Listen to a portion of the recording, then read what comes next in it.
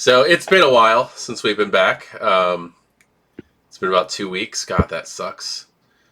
It's so weird when like we game once a week, but like if we miss one session, it's 2 weeks. Yeah. So you guys did the first part of this night already, which was an entire session that was in the Elysium. That's pretty cool, actually. I enjoyed all the interactions. Yeah, I had a fun time. Yeah, but this time you guys are branching out and causing trouble out in the world. So, so we've got the hospital and the train station. Let's see. I gotta pull up my notes and stuff because I have those. Let's see. Okay, so Benny, Prophet, and Emil are going to the train station. And we've got Ford. Is it just Ford and Paul? Yep. Going to the hospital? Okay. Yeah, Paul the flatliner. Yeah, I was gonna say Paul's gonna flatline everybody he walks by. Not necessarily. Just don't touch anything. Let's see. All right. So who wants to go first? Hospital or train station? Where are we starting?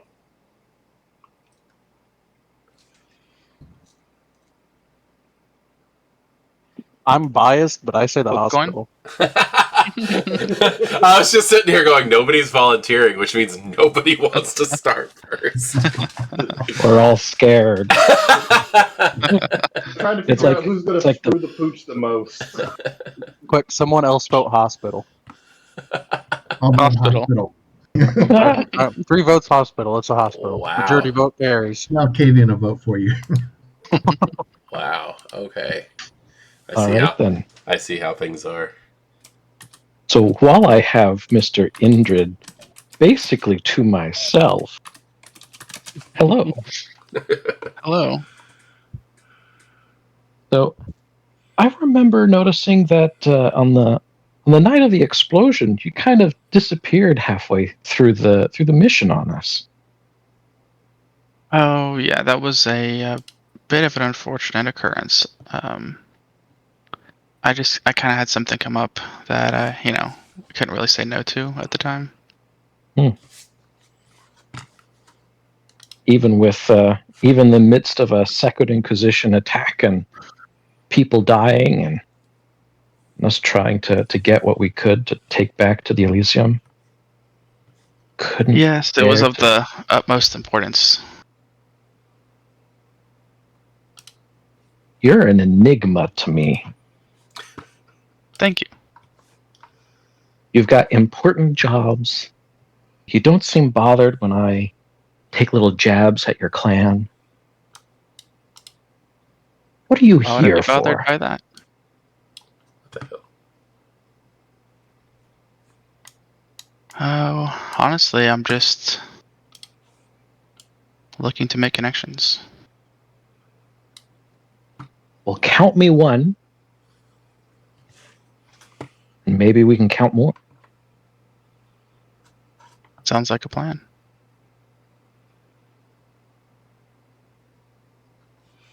Generally speaking, I was sent here to do something fairly similar.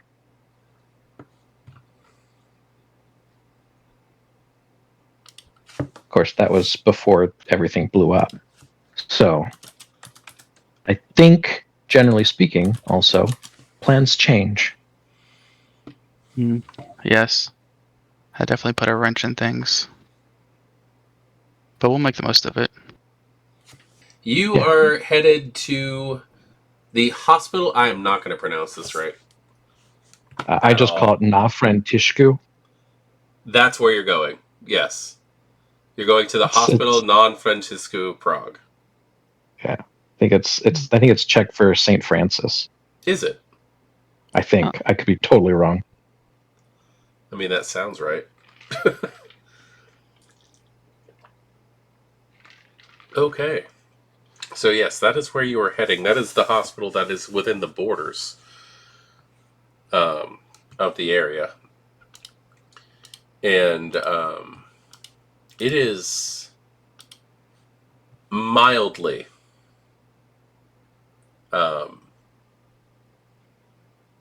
mildly full at the moment. It definitely could be worse, but there are a good number of people in there at the moment. For those of you, if you want to, for who is ever not on the map at the moment, because we do have our little map. Let's see. I feel like black was not the best color to use, but I will give it a shot.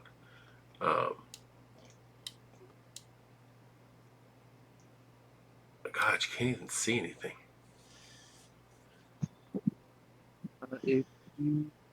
It's towards the north of the map. I put a slight line around it. And Yeah, then I see. Between helipad and construction site. Yes, between helipad and construction site, there is that. And then the railway station is going to be over here, to the east of the rooftop restaurant. Actually, it's just east. If you look at it, it's just across the street from the antique store that you all broke into. Returning to the scene of the crime. Pretty much, yeah. So, focusing on... I just accidentally stole that. I'm sorry. It's okay. I was just watching Dr. Ford run off with the train station. It's like, well, the Tremere, amazing. But starting off at the hospital, like I said, it's moderately full. They are busy. They don't seem to be taking much notice of people unless you specifically flag them down. And there is a good amount of security detail. If I could get our two Kindred who are in the hospital to throw me an awareness check as you enter. Is that awareness by itself? Or is it what's awareness? Sorry, wits and awareness. Wits and awareness. Okay, cool.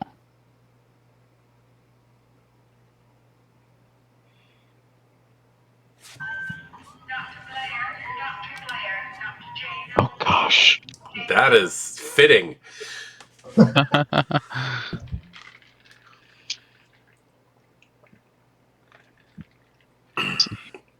That was fitting in a funny way. That was cool. Wow, 4 successes. 4 successes. All right.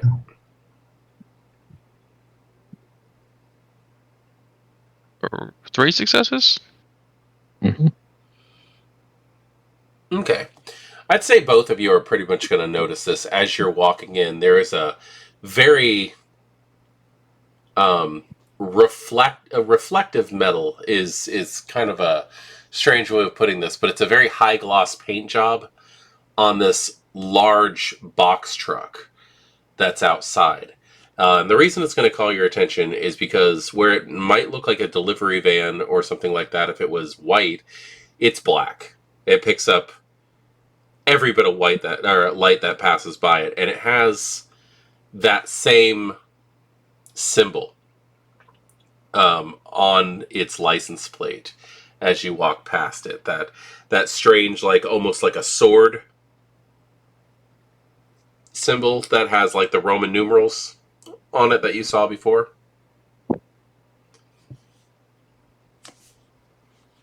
Well, crap. It seems someone else has already beaten us to it. Well, we don't know if they know who we're looking for or if they've already identified the person. So we need to find someone who was brought in recently. Severe wounds, see if we can locate him. They may not have his identity on hand, but we do. Um, That's true. Where should we start? Front desk?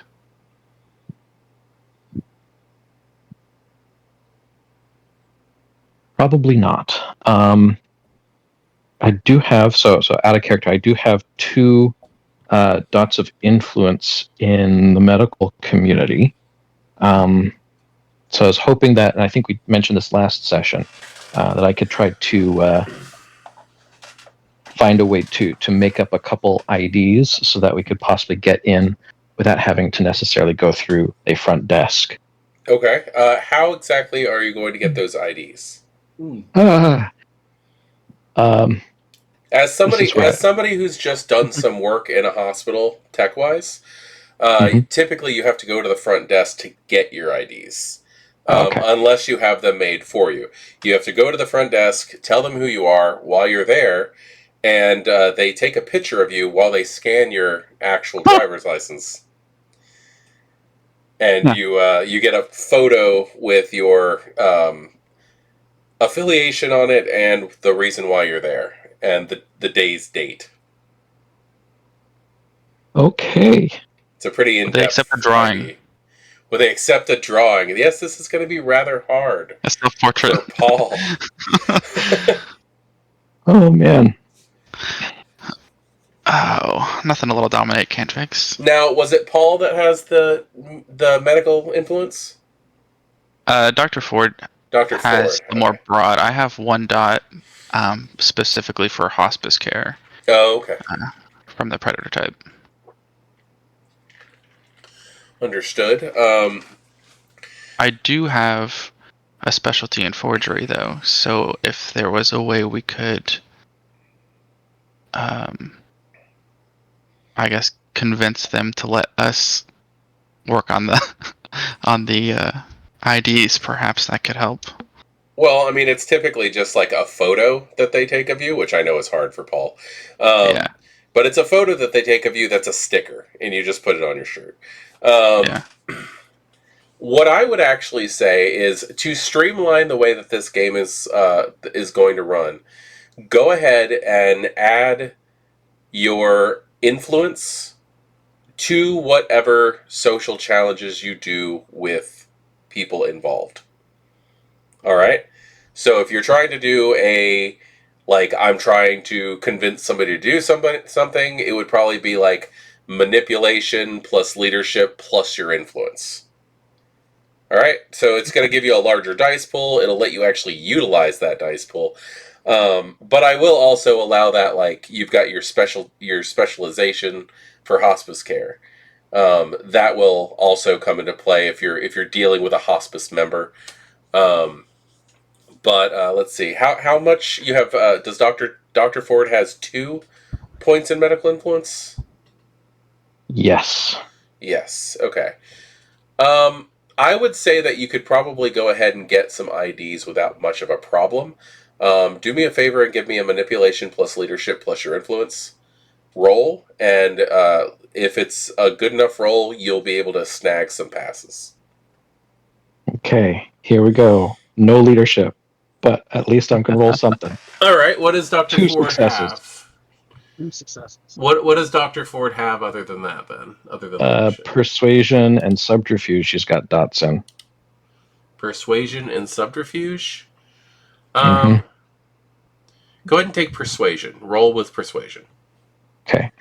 So I'll just re-roll. Yes, go ahead and reroll. Okay. Don't forget your hunger.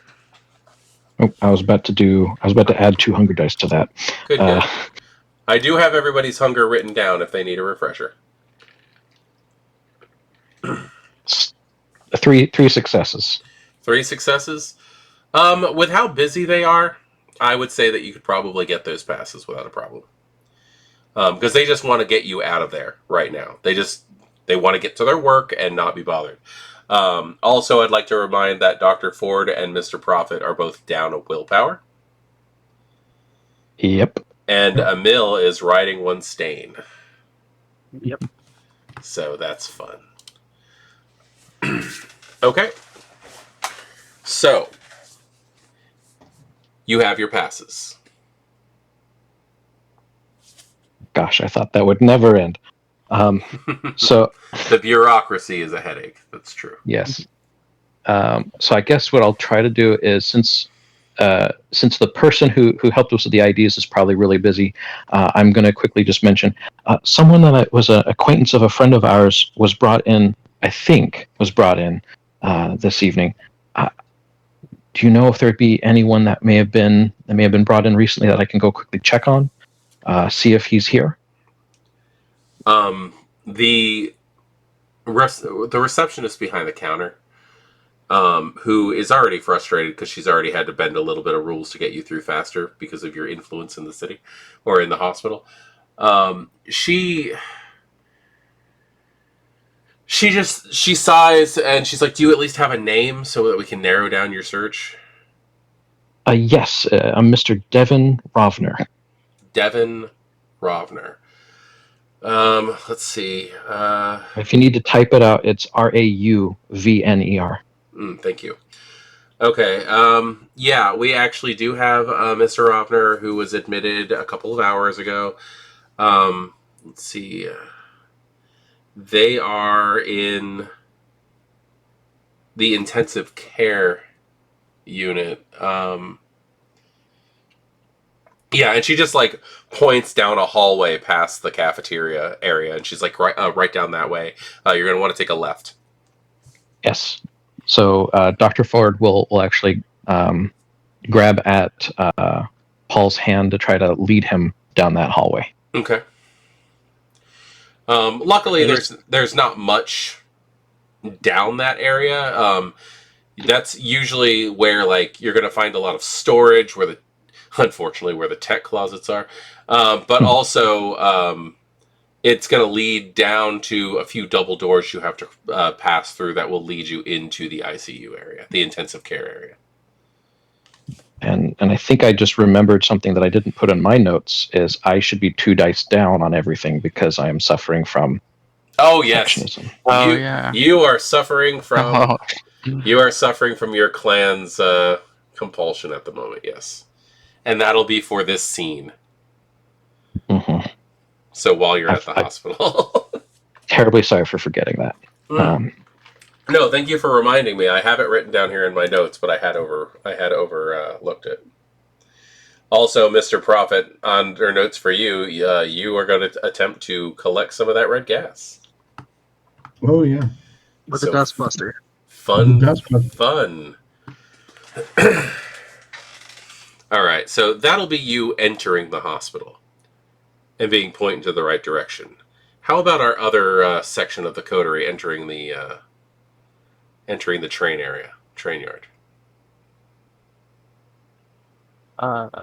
Does it appear like business like that it's operating like usual, or Operating like usual? Not really. There's a section towards the middle that has been completely blocked off, and the way that they do blocking off, it's not like police tape or anything like that.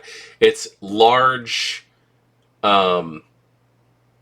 panels of chain link fence that are held up by like crossbeam poles on the ground, so that you actually can't see what's going on back there. Everything is it has like screen blockers so that you can't see over in that area. So the trains are a little bit more frustrating to get into right now. That entire part of the train yard has been shut down, and they're diverting people to other trains. okay?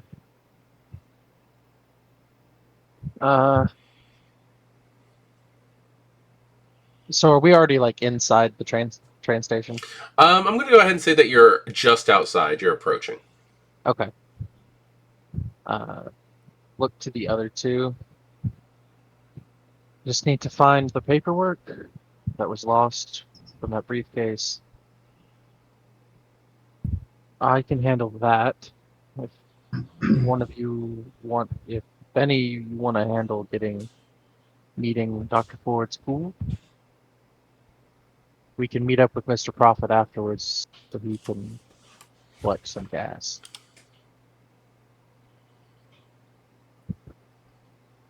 I'm Just a gonna need some suggestion. help getting the gas. You are going to need help, or you aren't? Oh yeah, I'm gonna need some help. It's Very well. completely bizarre that like none of the humans are even acting like they see the gas. But there's just this billowing red curtain just beyond the train yard.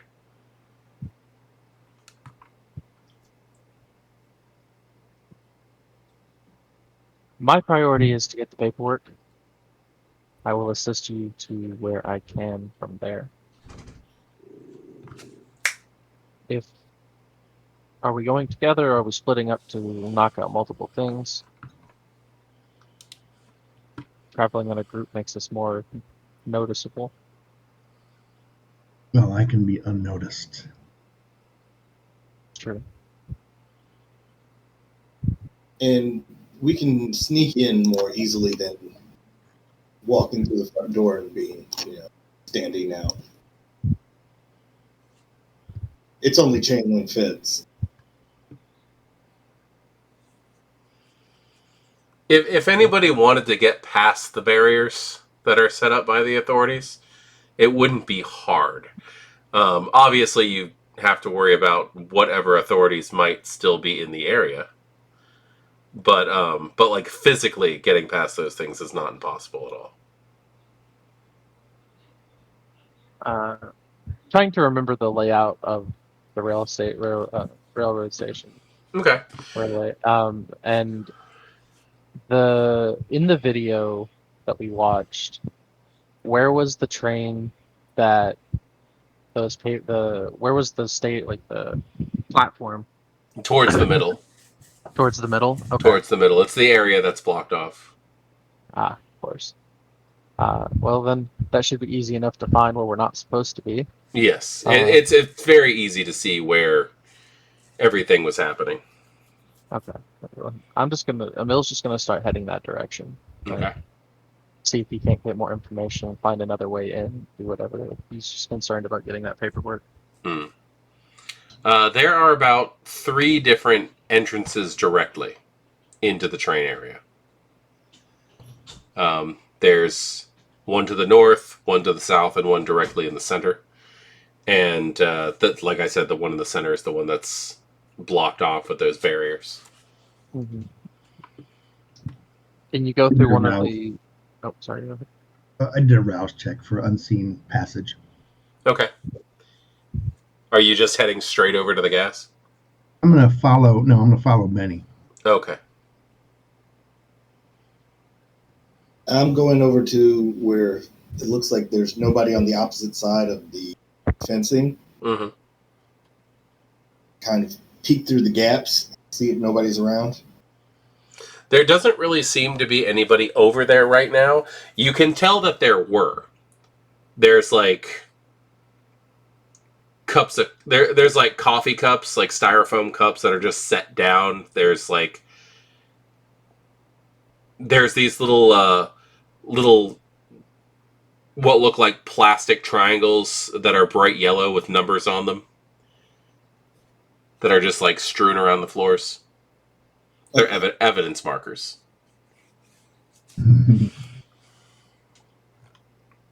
Huh. Can I make a mental note of where this area is in relation to the actual exit? And then I want to use corrosive vitae on the links of the chain link fence. So that way we have an emergency exit if needed. Okay. The actual the entrance, which is a small bricked tunnel that goes from the outside to where the issue is, and you can actually see where they were doing their investigations just by looking. I'm not sure if you can by all means use you can by all means use corrosive vitae if you want to, but if you pushed on this thing, it would fall over. Oh, okay. Yeah, there's no chains, there's no heavy weights or anything. A good stiff wind would take this thing out. Okay, so yeah, it's this just isn't a there. hindrance. Yeah, just to let you guys know to have a little bit of a common knowledge probably in the area is instead of like police tape, like if there's an accident or a crime or anything that happens in most places in Europe, they literally just put blinders up so people can't rubberneck. That's it. It's just to stop people from indulging in bad habits to like look at crime and stuff. Okay. So no, front door it is.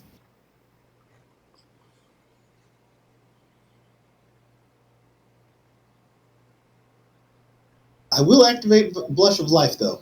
Okay. Blush of Life is a good idea. You look like human when that happens, so Yeah, I should have clarified. Emil doesn't ever leave without Blush of Life, so I'll go ahead and roll that as well. yeah. It looks like people are doing good, like not getting hungrier from this, so that's nice.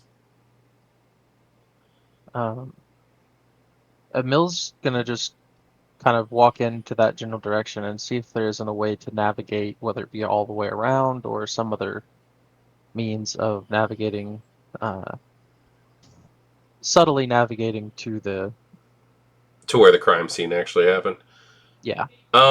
Give me an intelligence and awareness since you're actively looking for something.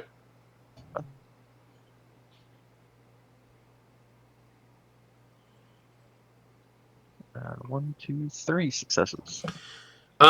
You can see since the train has moved, it's like been pushed off to like a maintenance area. That the other side of the platform doesn't seem to have the same like type of security features. Okay. So like if you went in, crossed the platform, walked around to the middle, like it would take a few minutes, but you'd be able to get over there and pretty much be behind like the privacy like screens. Are there like crowds of people moving around that he could kind of walk with until he would need There to are in fact a very large group of people because the area where there would typically be 3 platforms, there's only 2 available right now. So people are crowded while they're trying to figure out who's going to be able to take what alternate trains to get where. Okay. Emil will just kind of fade into the crowd of people. Okay. And I'm going to use the crowd, just kind of mask my movement with the crowd. I'm going to ask for a strange roll from you while you're doing that because there are authorities here. Okay. I want manipulation plus stealth. Okay.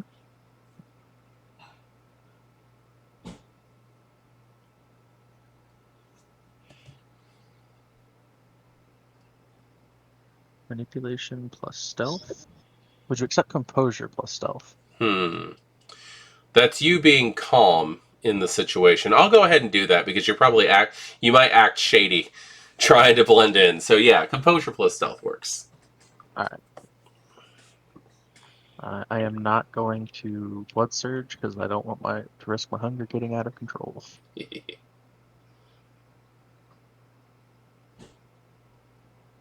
3 successes. Okay, you can slip in fairly easily, to the point where there's a good chance. Like, is anybody else trying to stick with you? I'm sticking to him like glue. Okay. I'm gonna need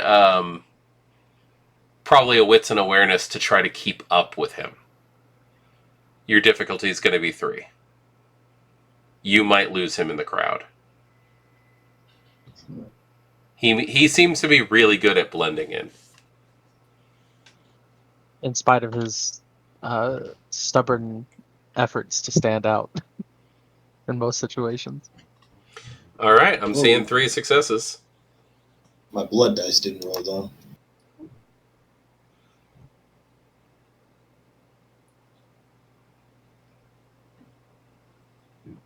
Okay, 3 what do we get? successes for Mr. Prophet. 3. I am at a hunger 2, right? Let's see. 3 from Benny and 3 from Mr. Prophet. Benny is at a 1 hunger. I rolled an extra hunger die. Okay. I was feeling peckish at that exact moment. Okay. There's a lot of people. I can understand that. All right. So yeah, you guys are able to you're able to keep up with him fairly well, but like for an instant here and there, he actually blends in with humans frighteningly well. So you're crossing the platform and going over to where, like, there's basically, like, where the train would be is not there. So you basically have this, like, massive, like, divide between where you guys are standing and where the investigation is happening. Okay. Does if I risk turning on heightened senses, do I think I'd be able to hear anything with my aspects if there was anyone on the other side of the? You very well could, but if a train leaves at that exact moment, you are going to have some problems. All right. I'll look up to like the signs and stuff that they have. Mm-hmm. Does it look like any of the trains are going to be leaving in this exact moment, or in the next moment or two? No, it seems like everything's here at the moment. I am trying to be nice at this point because if overhead announcements go off or if anything happens, Right. like I'm just putting it out there that there are complications that can cause you to like go deaf for the Okay. scene. I will, instead of using heightened sense of hearing, I will heighten my sense of sight, Okay. smell, and taste, and scan that area to just see if I can't detect any, shadow movements of shadow, or steam coming off of a freshly poured cup of coffee, or anything like that.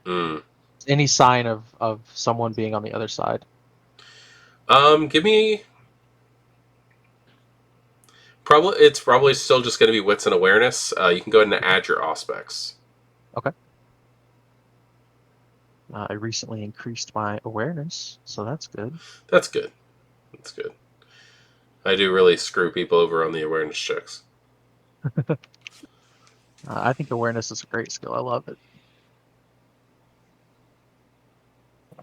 That is a critical success. Yes, it is. 5, 6, 7, 8 successes. 8 Whoa. successes. Okay. Not only are you picking up on the dirt, the soot, the oil from the train, the sweat on all the people, you're also picking up on some blood, some spilt blood. And you had sense of smell, taste, and sight active, right? Correct. Okay. You are definitely going to pick up all the typical overwhelming sense of the train yard, the smell of the staling coffee that's on the other side. But your sense of sight is going to pick up that there is one of those little evidence tent things that they have, the little triangles that stand up over the evidence that they found. There is one of those down in the. There's one of those down in where the train tracks are. Okay. And it's on top of a piece of paper. Okay. Kind of. So I imagine I'm on the edge of one platform, and I've got to go to the behind the barricade of the next platform, right? You're actually looking at it from the other side of the platform, where there's just like a drop of like probably about 5 feet. Okay. And then just open space and tracks for about 20 feet. Okay. And then the barricade on the. And then the barricades and everything are on the other side. Okay.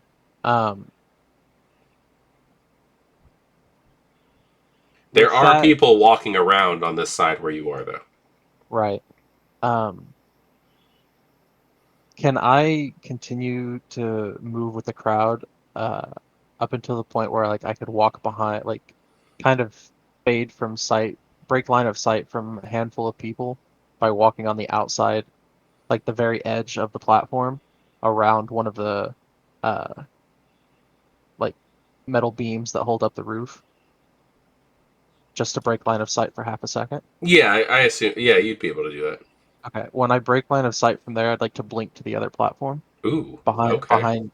behind the like if I could get like at an angle to be behind the barricade. Okay. You want to blink? Yeah. I'm not sure if there's. Let me double check on the ruling for that. I like the idea. So to everybody else who's noticing, like if anybody in the coterie notices, you're literally teleporting to the other side. Yeah. I want it to be like, one of those kind of you're watching, the camera kind of sees Emil like walk behind the pole and then from like in the background walk out from behind the pole on the other side. It's a good visual. Yeah. Because there is a gap, you are going to have to do a Dex plus Athletics. Okay. Um, But I do not see why you can't do that. If you fail at this, you're going to end up in the hole. okay. That is a success on the rouse check. So I need to make a Dex Athletics. Mm-hmm. Could I search or could I rouse for fleetness? You can. Okay. I'll go ahead and do that as well. We'll look for the scene. I will succeed at that as well. Thank goodness. Yeah, let's get hungry. That'd be great. No, it wouldn't. Okay. So it's gonna be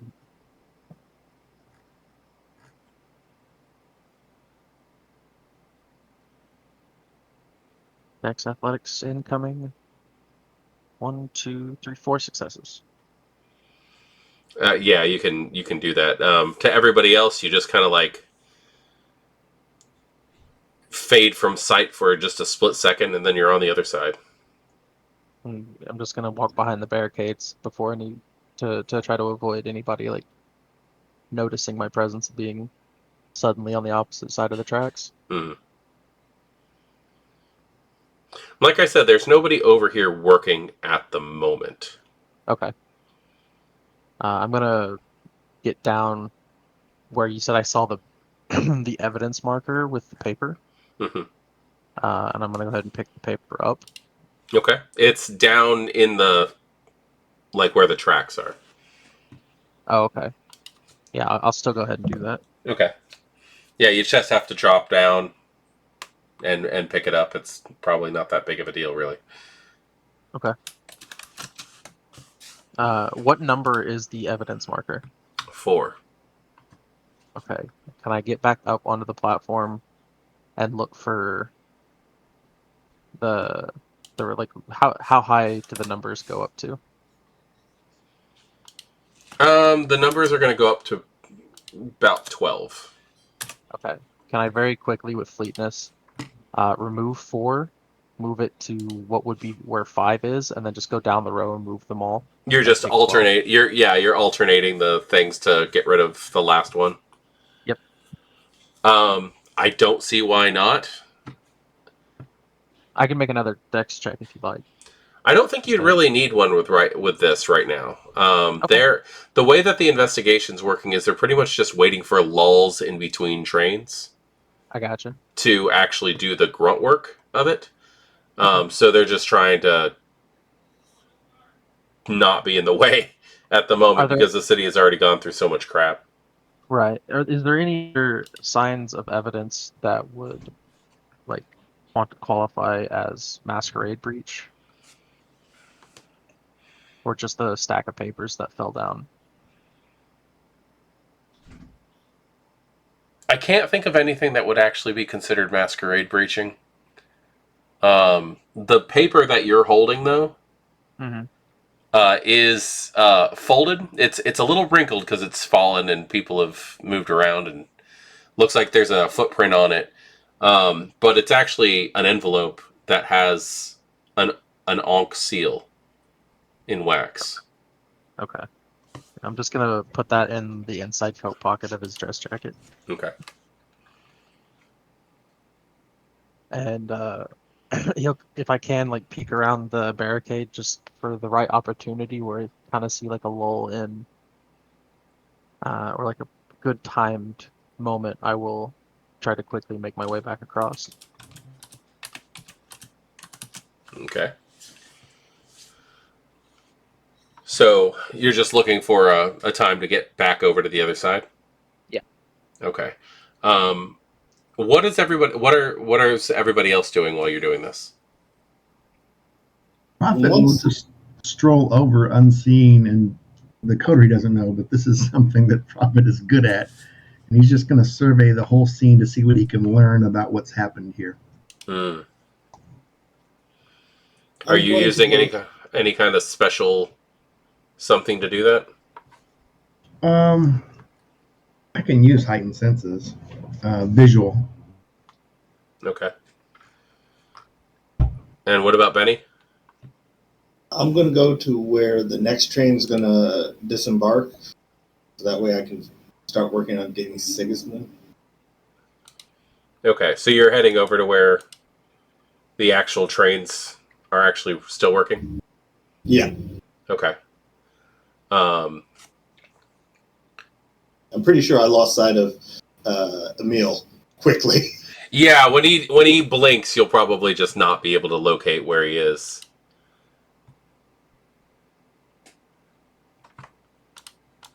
All right. Let's see.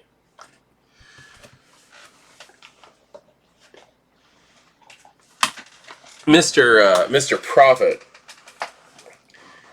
you are trying to what exactly are you looking for in this process?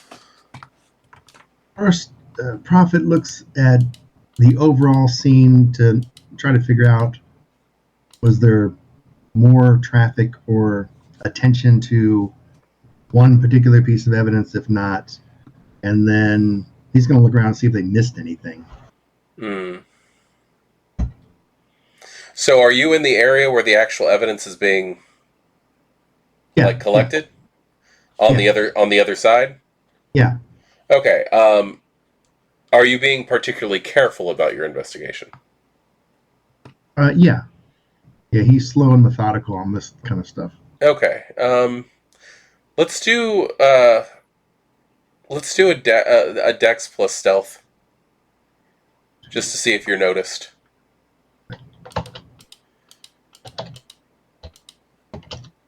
And he's still unseen. Yeah.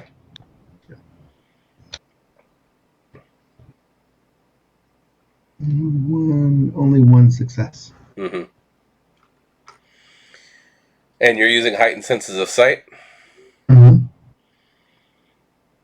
Okay. Do you have... I'm just going to go ahead and ask you straight off. Do you happen to have Ghost in the Machine or anything like that? I do. You do? Yes. Okay. Well, that's a good thing.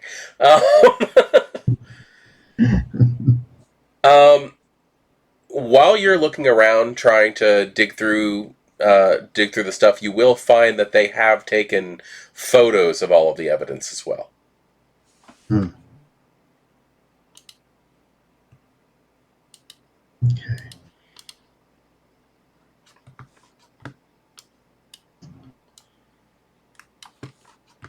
Do I notice any kind of security now, like still monitoring this site, like a camera? I mean, there are the security cameras of the train station themselves. There's a few pieces of equipment in this area that you really can't identify. Also, I'll get closer and take a look at those pieces of equipment. okay. Getting in up close, you will notice that there is a small doll laser that is shooting across the crime scene. Mm. Almost like one of those laser levels. Yep. And a quick look around with your heightened senses of sight, you'll also notice that there's probably about 6 or 7 of those just scattered around. Okay, good to know. Good to know. I will be careful to not trip any of the lasers, even though I have ghosts. And just I will stroll around the crime scene to see if I notice anything that they might not have paid attention to or missed. Okay. Let's see. This seems to be a pretty thoroughly investigated crime scene. Yep. All right, I will head back to where I assumably left Benny. Okay. So you're heading back over to where the actual trains are coming in. Mm-hmm. Yes. Okay. All right. Everybody's doing their thing. I'm going to hop back over to the hospital real quick to see how Dr. Ford and Paul are handling things. After passing about 4 different of the sets of double doors, you're going to end up in the ICU area. Right. So just before we end up in the ICU area, Dr. Ford's going to turn to Paul and say, so we know he's here-ish, and we know they're here, but they don't know we're here. So as she's like holding onto his hand, she's going to do a rouse check to do blush of life and kind of non-verbally signal to him to do the same. Mm-hmm. He'll be like, oh, and kind of like give a knowing look, and then he will follow along. Okay.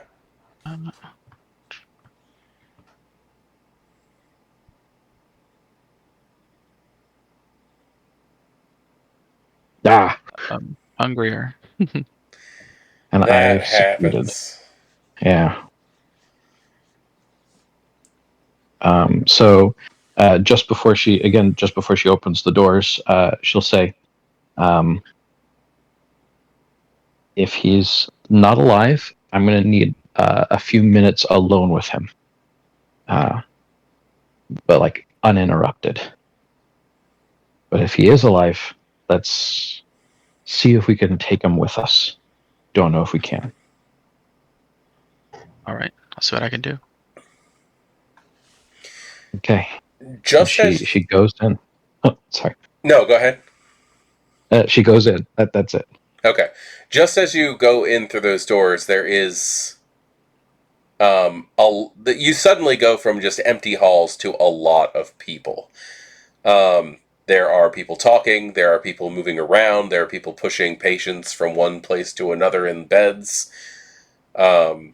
This is a pretty busy portion of the hospital. Can I get a wits and awareness as you guys walk in? Just see if you catch something. So I only rolled my hunger dice, and I got 2 successes out of the 2 dice that I was using. I think I got 3 successes. Yeah. All on hunger dice. Okay. As you're walking in, there is a rather authoritative priest, and Paul is going to catch this.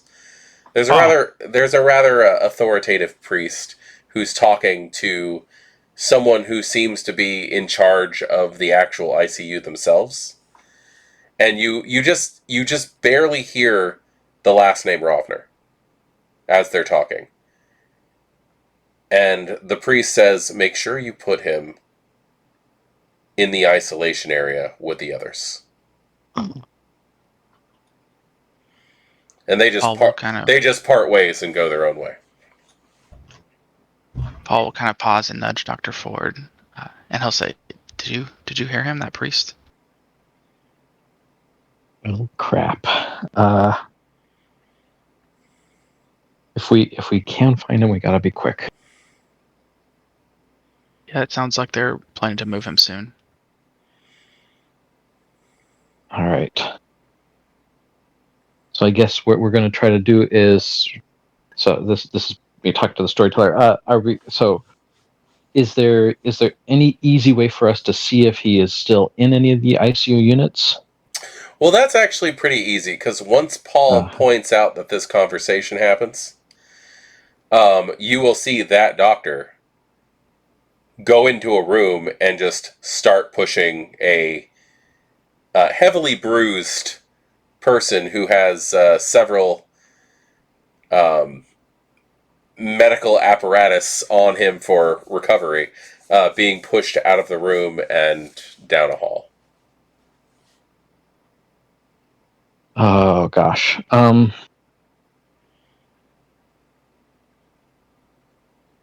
guess we got to follow for a brief moment. Yeah, let's see where he goes.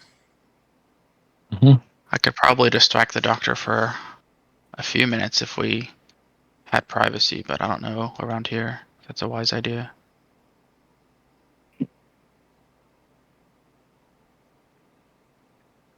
Yeah, so we could try to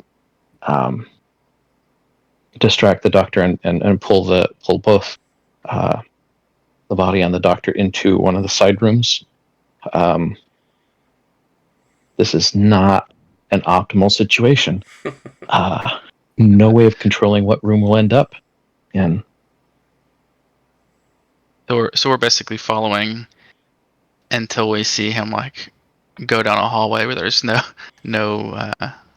immediate witnesses. He goes into an area that is marked staff only. It's We've another got set of staff those. passes. It's another one of those double doors. He pushes a button on the wall. Doors open. He pushes through, and then the doors start to shut. Oh, we got to make that. So, Dr. Ford is going to try to rush forward to get onto that elevator. It looks like. Well, it's not an elevator. It's just another set of those double doors. Oh, okay. But he had to like scan his badge to get in. But he has to scan his badge to get in. Yeah. Okay. Okay. Are we able to kind of squeeze in behind him? You can definitely attempt with a Dex plus Athletics. But if you fail this, it's going to be noticeable. And truthfully, if you pass this and it's a low pass, it might be noticeable as well.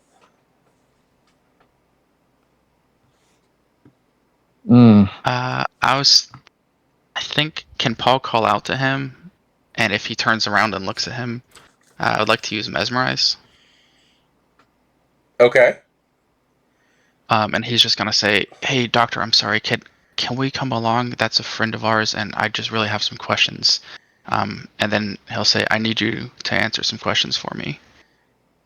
Okay. And that's the part he wants them to go away. Let's break this down, because Dominate is a very fickle discipline nowadays. V5 has really pushed the barriers on that. So how exactly are you getting his attention, first off? Because if you yell, "Hey, doctor," you're going to have about 100 people turn around. I didn't catch the doctor's name, did I? That the priest said? No. He didn't really say. No, you walked in mid-conversation. Oh, well, I was hoping if we're close enough to kind of scoot in behind him, we might be able to, like, speak forcefully enough that he turns around, but it's not like a shout that would draw a lot of attention. If you want to try to get in first, like I said, it's going to be a Dex plus Athletics. Okay, yeah, I'll try that. Let's see. I imagine we both have to try that then. If you're both going. Yeah. Okay.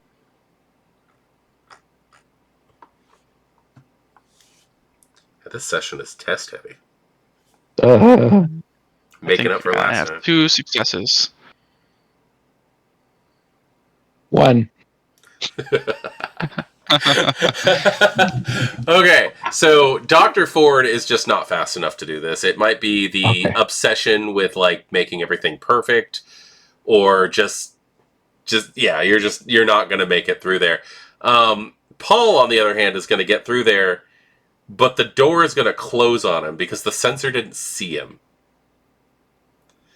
So, as you're going through, the doors are going to clamp down on you, and you're going to take 1 superficial damage from that. It would be 2. You actually probably would have a crushed limb under this thing, but since you're a vampire, you have superficial damage. You are going to take 1.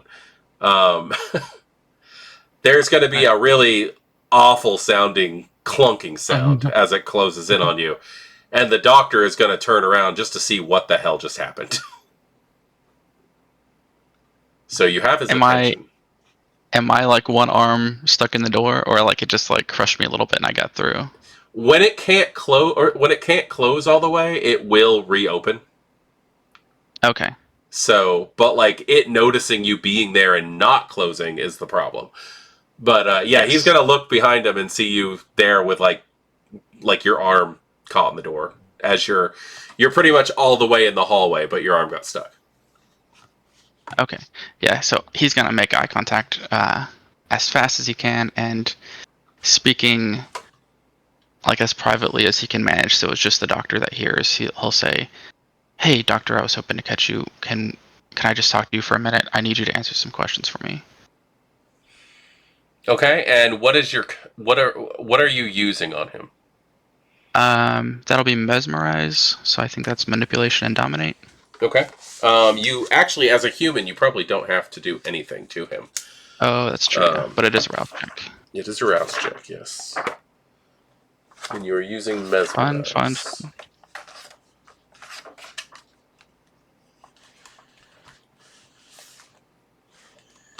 Let's see. No roll required, just the rouse check. Let's see. He is definitely an unprepared mortal victim because he did not expect this.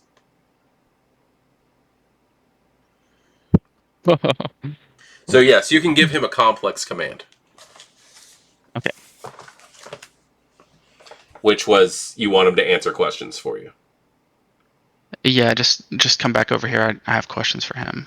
Okay. So hopefully he'll wait up for us and kind of. Yeah. I was hoping we could just kind of walk along. He'll wait and not even bat an eye at the fact that you guys are in there. Dr. Okay, Ford cool. will be able to get in fairly easy if the door opens again. Oh, Yeah, thank I'm you. the door jam. Yeah. Ow. The doctor will even be like, "Do you need medical assistance?" Like, ow. Oh no, that I think I'll be all fine. I'll be fine. Okay. This is my friend Dr. Ford, and we're actually friends of your patient here. And then he'll just kind of like awkwardly look to Dr. Ford to for the next step.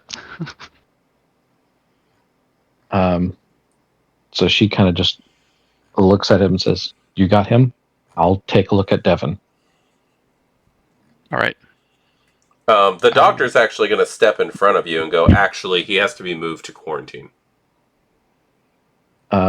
She's going to try to use what's that one? The one dot cloud memory. Okay. What patient? Oh no, that's the wrong. I can't do it like that, can I? It's just the last. Just forget. And just to Or something forget like that, right? Yeah, the it takes away 30 like seconds. Yeah, it can take away a good chunk of his memory, but he's been working with this one for a while, so it's not going to be. He's not going to be able to forget that.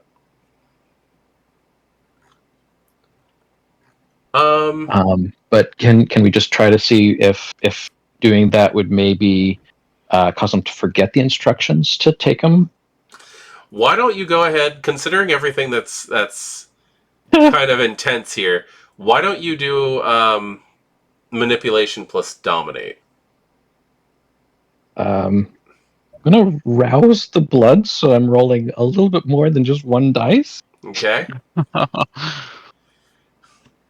Oh man. Well, you'd be Okay. rousing your manipulation plus your dominate, so you'd have to have more than one.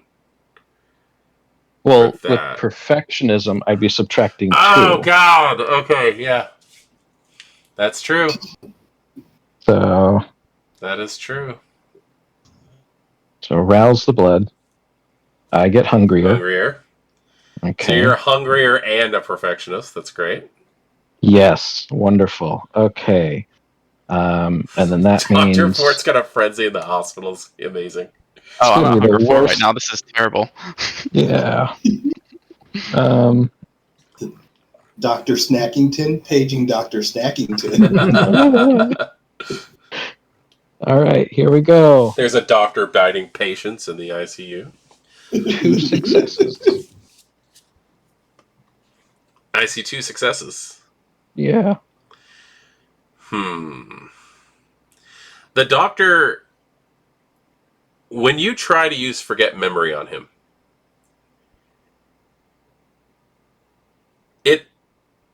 he is going to look at you two very confused on why you're there, but then realize that he was given instructions to move somebody to quarantine, so he's just going to walk right past you two and back out into the area, and you're left there alone with the patient. Okay. Because he needs to go get the patient that he did not see behind him while he was talking to you to move him to quarantine. Paul like slumps against the wall a little bit. Like, okay, let's get this guy out of the hallway. All right, so she's going to quickly take a look at him as we're moving him out of the hallway and hopefully out of any kind of path of anyone passing by. Where are you moving him? I have no idea. Paul would start pushing him towards like the least populated area he can find, and like looking for the first door where they could like park the bed, pick him up, take him inside. Well, let me give you a quick rundown on your surroundings. You're in an empty hallway currently. It's just you and the patient, with a double door set behind you that leads into an incredibly crowded intensive care unit, and then the quarantine section on the other side of the door. Okay. Is there any sort of like janitor closet, bathroom that we could? Not in this hallway. I'm assuming. Okay. Yeah, but this hallway is probably the best spot that we have for the moment being. Okay. So is Devin still alive? That's number one. Checking for vital signs. He is breathing. He is unconscious. And just as you're checking his vitals, you are going to hear a code being called out over the hospital speaker. Mm-hmm. Dr. Ford is going to recognize that as there's a customer missing. Or a customer? Dr. Ford will recognize that as a patient missing. So they're going to be looking for this person very soon. Crap. Okay, what do you need me to do, Dr. Ford? You need time alone? I needed time alone, and I was hoping that he was not still alive. He can't stay alive. At that, the 2 doors that lead into the ICU area are going to open, and that priest is standing there. And I'm going to move back to the train yard. So, Benny and Mr. Prophet are over trying to look for Sigmund as he's getting off the train. Do you know what Sigmund looks like? I was just about to ask Mr. Prophet. Nope. Exactly. So the train that he's supposed to get off on starts letting off custom. What is with me and my fucking word of customers today? Anyway, the train is letting off passengers, and Jesus. The train is letting off passengers, and there's just a flood of people on the tracks. You wouldn't happen to have a board that we could write Sigmund on, would you? I didn't pack anything like that. Okay. Just call out his name. I was about to say, I'll start yelling. You just start yelling Sigmund? All right. What about Emil? What is Emil up to? As you now start hearing the name Sigmund being yelled from the north from the north platform. Sorry, I lost connection there for a second. You hear the name Sigmund being yelled from the north platform. What are you up to at the moment? Well, I was going to ask you, am I still on the sectioned off platform where people aren't supposed to be? You can get back over to the other side without an issue, but if you want to still be over there doing things, that's fine as well. Oh, I was just going to make sure that you said there wasn't anything else here that would really stand out as a masquerade breach? No Not that you evidence can to- see straight out, no. Okay. Then I will. Yeah, Emil would have made his way back to find Benny and. Well, it's not hard to find them. They're screaming Sigmund from the north platform. Okay. Because they realize that no one knows what Sigmund looks like. All right. So Emil will just walk back up and go. Well, I suppose that's one way of doing it. Well, we didn't have any cardboard for a sign.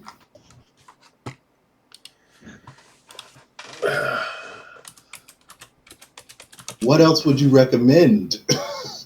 Emil's gonna turn and walk toward the nearest employee with like a radio. Mm-hmm. Excuse me. We're here to pick up someone for an associate of ours, but we're afraid we're not going to be able to find him, and with all of the crowd being backed up. Would you be able to put out an announcement to let Sigmund know his ride will be waiting for him? Do you have a last name? Yes, let him know Ford will be waiting for him. No. Do you have a last name of Sigmund? I believe we got the last name. I, as a player, just do not remember what it is. I don't think I gave you a last name because I don't have one. I don't think we have a last name. I thought, okay, maybe I might be. I don't think your storyteller prepared a last name for this character. Okay. I could be like absolutely horrible. His last name is Tremere. Oh my god! So hilarious. Emil will pivot. He'll just be like, no, he doesn't. It's like Prince. One name.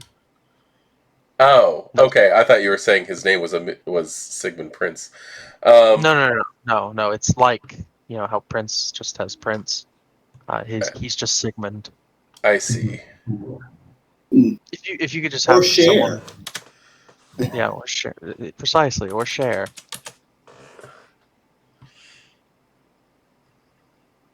For sure. Oh my god. You guys. I'll look at Emil. My name was more fun. I personally more of a fan of her than Prince anyway, so it's fine. Should have said Legul. Lagool. Sigmund Sigmund Legul. Legul. Oh, that's amazing. Oh. That makes me so happy. I wish I'd thought of that. I really wish I'd thought of that. That's good. Props to Prophet on that one. Yep. All right. So. Does Mr. Prophet say that? Yeah. Oh, does he really? Yeah. Emil chuckles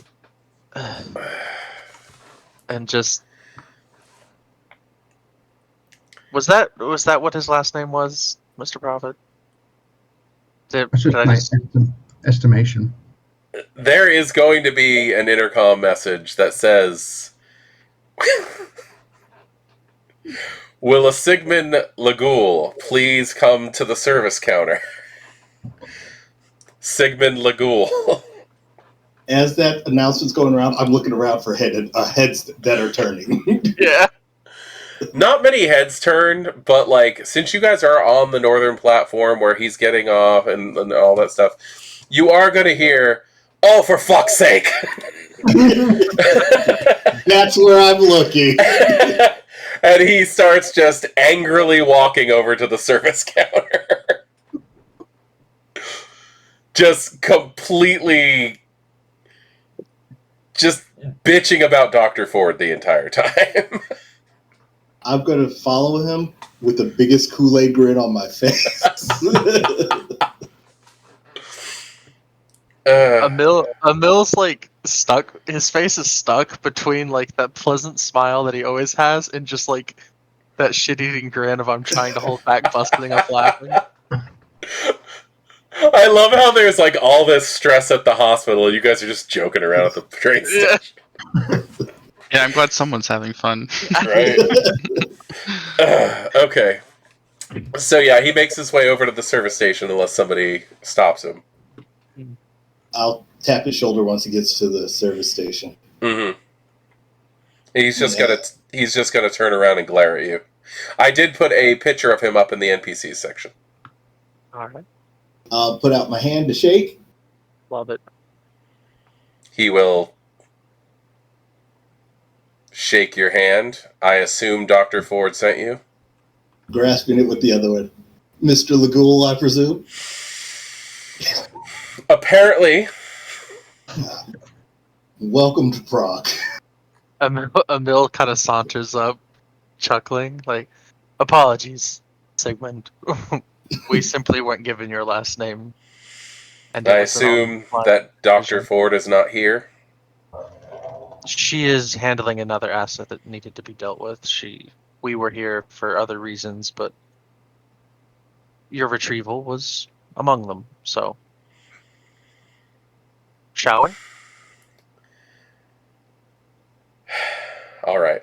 And he just, he is obviously not happy about this situation. I'll look at it. I was going to say your last name was Tremere. That made more sense. That would be bad. I would agree. That would not have been as. That would have been a little too on the nose. It should have been more like the. Should have been more like the Creole Treme. Would have been a little more. Oh, that's good. By the way, I'm Benny. This is Emil. And where's Prophet? His Prophet slipped off to do his own thing. I'm still here. Scares the shit out of me. Actually, when you ask where Prophet is, before you can say still here, Emil straightens his glasses and points at him. He's right here. You mean Sigmund? Oh, Sigmund. Yeah, sorry. Yeah, Sigmund straightens his glasses and points at him and just says he's right there.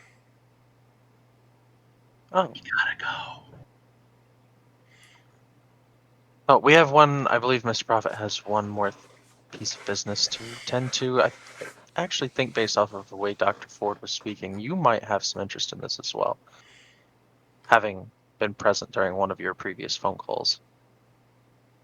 Okay.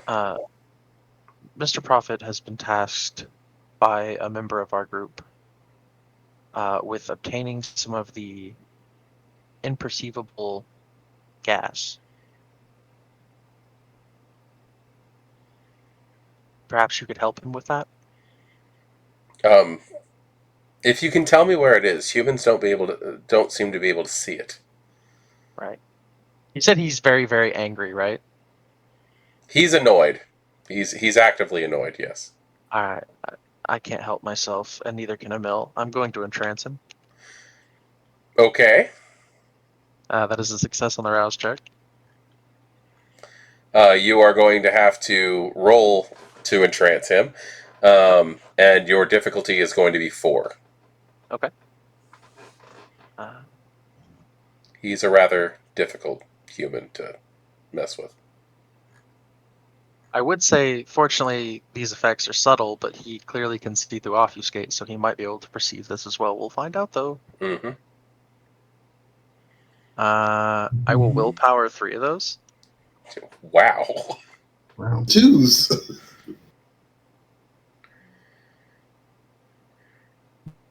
When a That mill becomes wants to cause problems.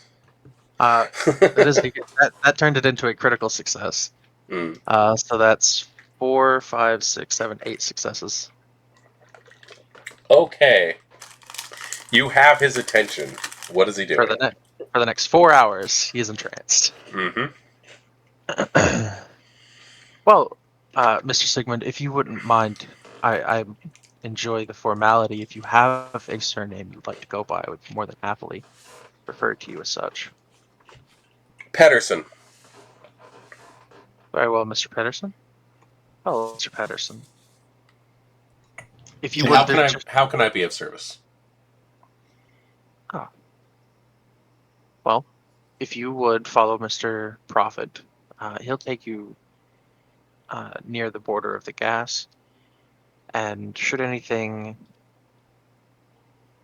he might need your assistance in extracting it. I'm not certain. I'll do what I can. Wonderful. Let's get out of the train station before we discuss any more. That's probably a good idea because there does seem to be a bit of a commotion happening further out on the north side.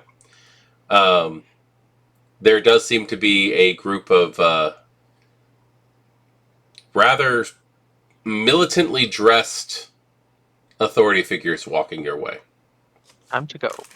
Time to beat feet. Yep. I'll whisper to Emil, I think I'm going to call him Siggy. And that is where we're going to end that scene for the moment and go back to the hospital. Well, I think I'm going to call him Siggy. All right, so back at the hospital in that hallway, you are face to face with what I said a very authoritative looking priest. He's wearing black slacks, highly polished black shoes, a black shirt with the neck collar, but he's also wearing a doctor's coat that has that strange sword symbol on it.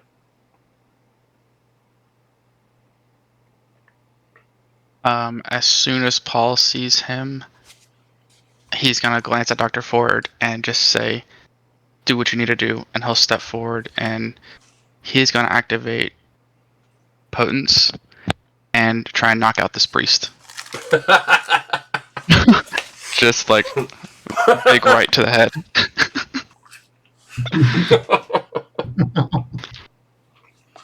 Okay. Panic in the hospital.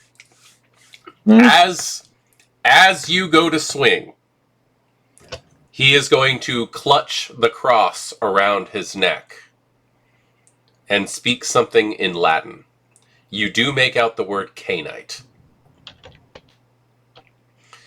So, if you're attacking him, please do your attack roll, and your difficulty is 8. Oh. Okay, well first I gotta rouse for some prowess. Probably a good idea. Okay, so I passed that. Let's see.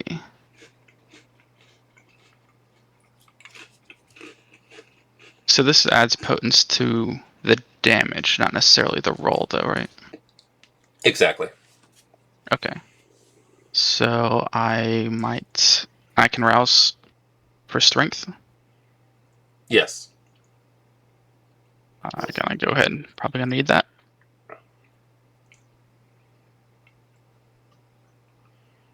All right, that's not good. Love the fact that you're getting hungrier. Yeah. Can't get any hungrier than I am now, basically. You know that thing that the Lasombra can do where they gather darkness? Yes. Like the shadow cloak, it just gathers all the darkness. It makes them more ominous looking. Yeah. This priest seems to be doing the exact opposite, where all the light seems to be gathering around him. Okay. Whew. Yeah, this might be... I mean, this is kind of futile. I mean, you could get crits. These are all hunger dice, by the way. Yes. No.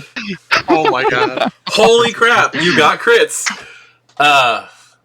Okay, so you got 5 successes, and they're bestial criticals.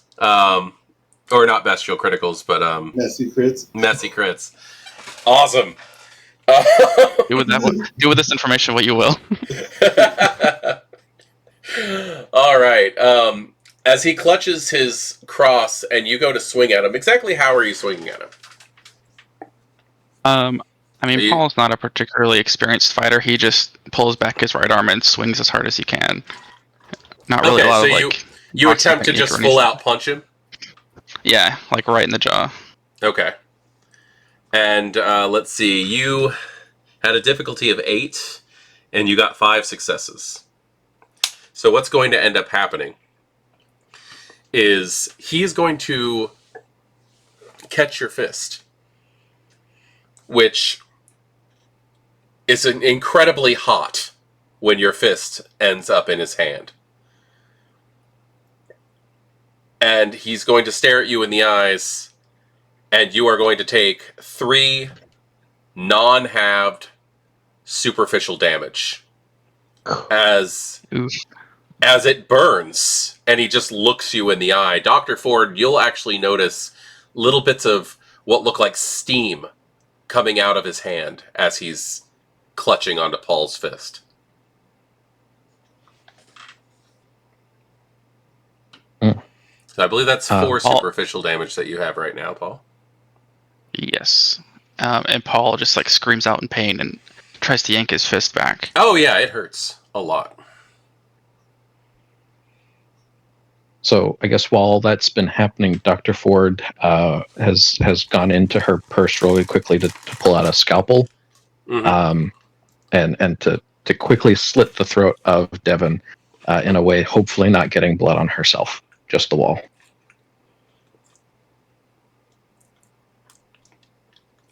Well, there is no fighting back. Give me a Dex Athletics check just to see if you can avoid the spurt. Okay. I keep copying it, and it keeps not losing it on the. It exists and it doesn't exist. I'm just going to type this out.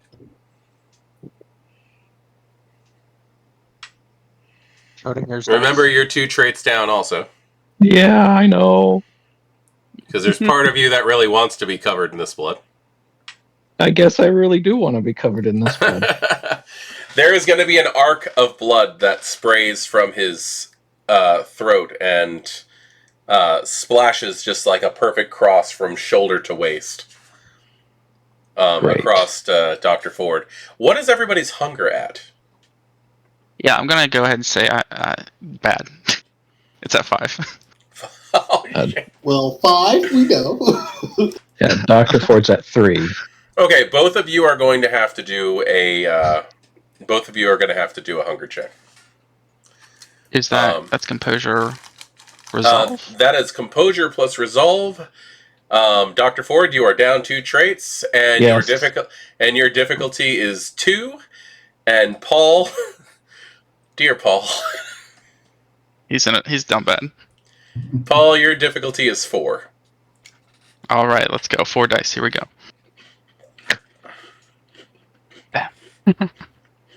I believe that's 1 success.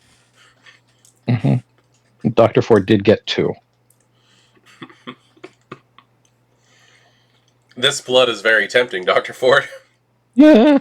And Paul, you need that blood, and this priest is standing in your way.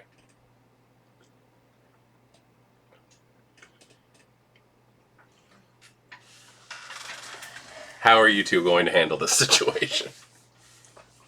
Well, Paul's in between the priest and Dr. Ford and the patient. Yes. Right? So I would think he'd probably... You could very well feed off this priest. I mean, that's up to you, too.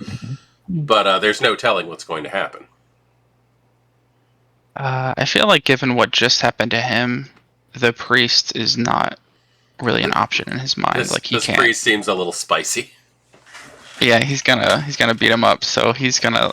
I feel like he would turn around and kind of mindlessly rush for the throat of the patient. So we have a hunger frenzy happening right now. Mhm. Hmm. Okay. Catholics give you heartburn. And, Yeah. and what is Dr. Ford's thought process as Paul yanks their fist out of the hand of the priest and starts to menacingly walk over towards them while the shadows of the area are starting to darken? So she does not immediately recognize what Paul is doing, like why he is turned He's got around. that crazed look in his eyes, and you just slit a throat. So Mhm. I'm gonna give Dr. Ford a little bit more of a reason of the doubt on that one. Okay. So she's still got the scalpel in her hand, and if Paul's turned around with his back to the priest, she's going to try advancing on the priest. Okay, so Paul is just going to fling himself on that body. Mm-hmm. Fangs extended, ripping into the target, and this is not a clean feeding. You are not going to walk away from this clean, Paul. I am, however, going to go ahead and say that you are going to gain that last heartbeat. So you are going to be completely maxed out, no hunger dice, when you finally wake up from this. But you are going to be lost in feeding for the next couple of seconds. All right. For probably the next few turns, actually. And how is Dr. Ford handling this priest who's now... He doesn't even seem to be flinching at the fact that this man is being torn apart by someone. In fact, he's got a slight smirk on his face.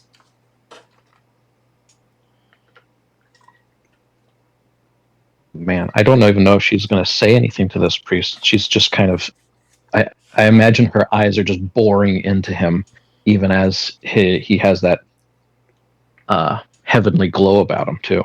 Mm-hmm. If it's still there. It's not really a heavenly glow. It just seems like most of the light, especially with how Paul is just like emanating shadow in his frenzy. The flickering of the undulating shadow all over Paul. All of the light seems to have retreated to this priest. Mm-hmm. You really can't tell if it's caused by the priest or by Paul. Okay. So she will walk towards him while holding the scalpel. Okay. And probably even attempt to strike at him. At least if he doesn't show any sign of reacting. He doesn't show any sign of he doesn't show any sign of fear, but yeah, he just seems to straighten his stance and accept what's coming for him. She is going to just go with the scalpel at his throat. Okay, like, so you're swinging at him? She's killed one person, she'll kill another. She will kill again. Now, speaking of that, just to put this on here, our Chronicle tents. Always keep the masquerade is good. So instead of taking 2 stains from the murder, you're going to take 1. Okay. For both murders or for just... Well, so far you've only killed 1 guy. Let's see how this goes, perfectionist. Yeah. No question, since, Dr. Ford initiated the death, but if Paul is finishing the death, does he take a stain? Or does he take that stain instead? We'll find out after you wake up. Okay. Gosh. Because this seems to be a group effort. Take some group stains. So you're just walking up and swinging a scalpel. Yeah, the moment his neck is within reach, I'm gonna do that. Okay. He is going to attempt to backhand you away, very misogynistically.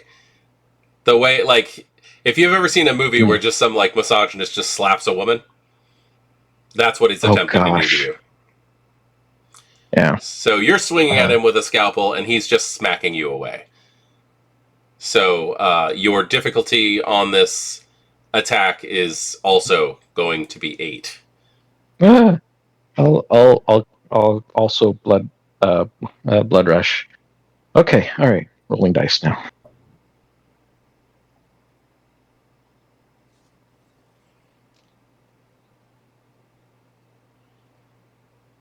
Okay, so to rouse the blood, bam, success. That's thank good. Goodness. And so you wanted me to do Dex. Dex plus Dex plus. I would actually say Dex plus melee with this. Okay. Since you're wielding a knife that you have to hold in your hand. All right. Here we go. 1, 2, 3, 4 successes, and there's no way that I can willpower that higher. Okay. With 4 successes, I am going to go ahead and say that you slice at him, but it's not going to kill him or anything like that. And he is going to make slight contact with you as well, and you are going to take 2 unsoakable superficial damage as his fist, as the back of his hand makes contact with your cheek, and it burns. It burns a lot.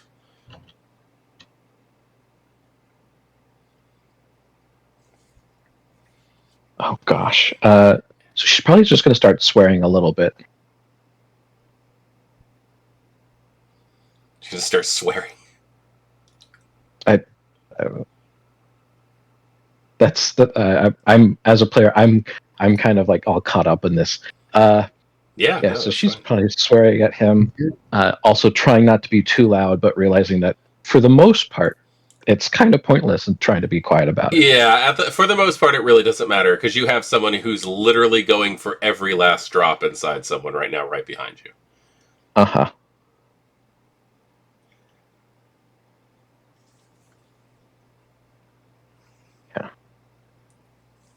So I guess if she does have a moment where she kind of catches hold of herself, she'll just kind of look at him and say, "You can't have him." He's going to pull out of his coat pocket a very thin, expertly carved. If you were a Toreador, I might throw you a different type of test. Wooden stake. Mm-hmm. And he's going to start menacingly approaching you.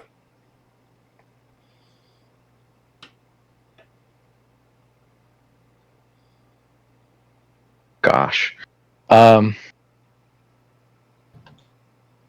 So she's going to take like a couple steps back, and then kind of brace herself and try again to slash at him. Swiping at him again? Yeah. Okay. Let's go ahead. I will go ahead and I will start. I'll start rolling. Oh no. So we can have some actual contested rolls here. Let's see. All right. So she's going to blood rush again, just so that way she has more than just a handful of dice. Oh man. Oh man.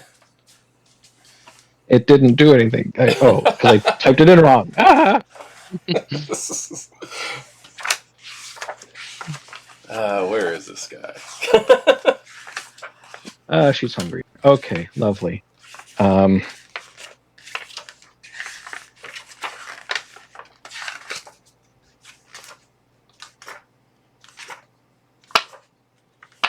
my god. Book is huge. 2 successes? Oh man. This is not going to go good. There we go. Let's see. Huh. You might be a little bit better than you think, so hold on. Oh. 2 successes. I'm going to willpower. No, he got 1 No, success. 1 success. Oh gosh, I can't count apparently. So Okay, you fine. hit him, and it's not a detrimental hit or anything, but you do hit him, and he does become a little bit concerned for his own safety on that. Mhm. And he's going to make to retreat. Oh man. And if to retreat, I'm going to try to bite into him. You're going to... Okay, you got to grapple him first and then bite in. Oh, good grief. I don't know if I can do that. He's spicy. Don't do it. Oh, man. I'm going to, instead of grappling him, I'm going to try to cut off whichever direction he's trying to make his retreat. Okay, he's trying to go out through the doors that lead back to the ICU. Oh, yeah. So the doors that are behind him. Mm-hmm. At this point, also, I'm going to go ahead and have Paul be able to come to his senses, because you've killed a person. At least you've taken that last drop. So no hunger traits on you whatsoever. You are covered in gore. There is blood everywhere. And you can see the situation that's happening where Dr. Ford seems to be holding her own against this priest. Barely. And he sees the priest is trying to retreat. It looks like the Still? priest is going for the he's going for the panel to press his badge against it, so the doors will open. Okay. I think like he's gonna look up almost a little groggy and sort of take all this in, and kind of out of preservation, he's gonna cast Stygian Shroud and kind of occlude the hallway. Hopefully the priest won't be able to find the door, or either of them, is his thinking. Okay, so the entire hallway. Are there any fun rules for Stygian Shroud that I need to be aware of? It's been a while since I've used that. Humans. Yeah, cost the rouse check, and it covers an area equal to twice the user's Oblivion rating in yards. Ah, yes. And anyone caught in it receives a 3 dice penalty unless they possess the ability to see through darkness. Yeah, and humans will start suffocating. Yeah, so he's going Good. to start suffocating. All right, scream. so Dr. Ford will just suddenly notice that you are cast in darkness. Complete. All the sounds are muffled. The darkness seems to have a viscosity to it. Mm-hmm. And So- Paul does have Oblivion Sight, so he's all good. Mm-hmm. He's good. Dr. Ford's going to try to Not use Dr. Sense the Unseen or whatever to see through all this if that's something that would work. You can barely make anything out. Okay. Other than the fact that there is a blinding light to one side of you, where that priest is. Oh. Using Crap. Sense the Unseen, you can definitely see the holy aura coming off of this guy. Mm-hmm. He also seems Yeah. to be panicking, and the light seems to be fading. Paul is going to walk over, get to Dr. Ford as fast as he can, and put his hand on her shoulder and lean in so that I assume the sound is muffled in the darkness, Yes. but Yes. if he's close enough, he can talk. You can he'll be definitely like, get right up on Dr. Ford and, like, yell. okay. And he'll say, Dr. Ford, it's me. What do you want to do? I think we might have some time, or we can use this opportunity to get out of here. I don't think the priest can escape her. I don't know how long that'll last. If we can, we must kill him too. Yes. Okay. Do you, He's not impervious. I was able to graze him. do you need that scalpel? No, do you? Yeah, I can try and finish him with it. I can see, but he can't. She'll hand over the scalpel because she knows that she's not that great. And Paul will stand and approach the priest who can't see him coming. And he'll just line up a clean shot and go for the throat. Try and stab him. Okay. Go ahead and do a dex plus melee.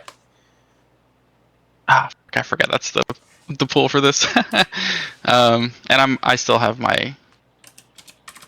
I've still roused this turn or this scene, so I can't rouse again, right? Yeah. Oof. Okie doke. Oh. So Here- I did rouse the blood twice. There's for my separate roll. attack. And I crit! Oh no! Oh no. So that would mean your difficulty is 4. Okay. Trying to reread prowess real quick.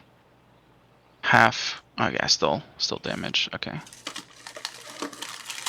Well, that's not good.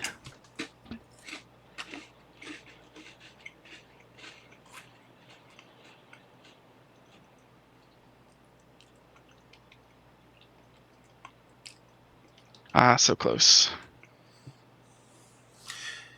I got 3 successes. Yeah, he's going to end up hitting you somehow.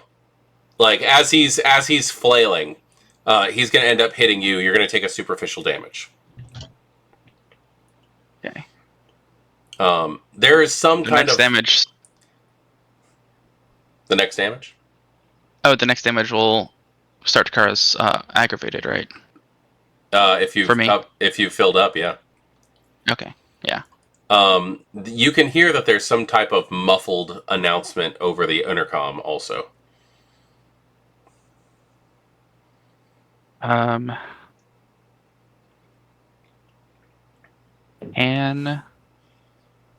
Paul is now pretty hesitant to touch this man. Yeah, this In guy any way. seems to have some kind of some force to him. Can you use Arms of Airmen Yes. inside of a shroud? Yes. Okay. He might as well go ahead and try that. Because he's not great with a melee weapon. Okay. And he's gonna try and strangle him. Okay. That'll be What's in Oblivion. Oh, wow. Okay. Yes. Okay. When you decide that you can't get close enough to him to actually get your hands on him, and decide that the shadows that are lingering in the hall that you can pull in to try to grasp onto him, he looks like he's able to fight them off pretty easily at first, but then they just start ripping into him. They just start wrapping around his neck, holding his limbs. He loses grip on that cross that he's been holding. He drops the stake to the floor. Around the same time, however, the door is going to open to the ICU. Mm-hmm. Can he see anything? You can. Yeah, like who's walked in? As the door opens, and the shadows start to pour out like liquid into the actual ICU area. A fully kitted out entity member holding a big broadsword and a shield is standing at the entrance of the door. So let's go check on the train, guys. If this is annoying to you guys, let me know and I won't do it as much. No, it's fun. Okay. Yes. Buy them time to think of what they're going to do. Witch Hunter. The Witch Hunter General enters. All right. So, is it just Paul and Sigmund who are approaching the gas? I'll roll out with them. You might actually have to stop Sigmund from walking through it. Oh. Because he doesn't notice it at all. I'll activate Sense the Unseen. Okay. Sense the Unseen, it just becomes darker. You can actually make out little things moving around in the fog as well. And you will also notice, since you're using Sense the Unseen, that there are people on the other side of the fog. Which Sigmund will actually point out that since he doesn't see the fog, he sees right through it, that there are a very large number of entity just on the other side of the fog. Whoa. And we're all there with them. If I was actually asking, what would Emil be doing while the others are going over to the fog to collect their sample? Probably just waiting at the car. Okay, so yeah, it's just you three guys then. It's just Benny, Prophet, and Sigmund. Yeah, he's probably waiting at the car because he wants to make sure that the car is still running because of these some militant-looking people coming our way. Mm-hmm. Right, Benny, like here's the thing. Here's what I was thinking about for this.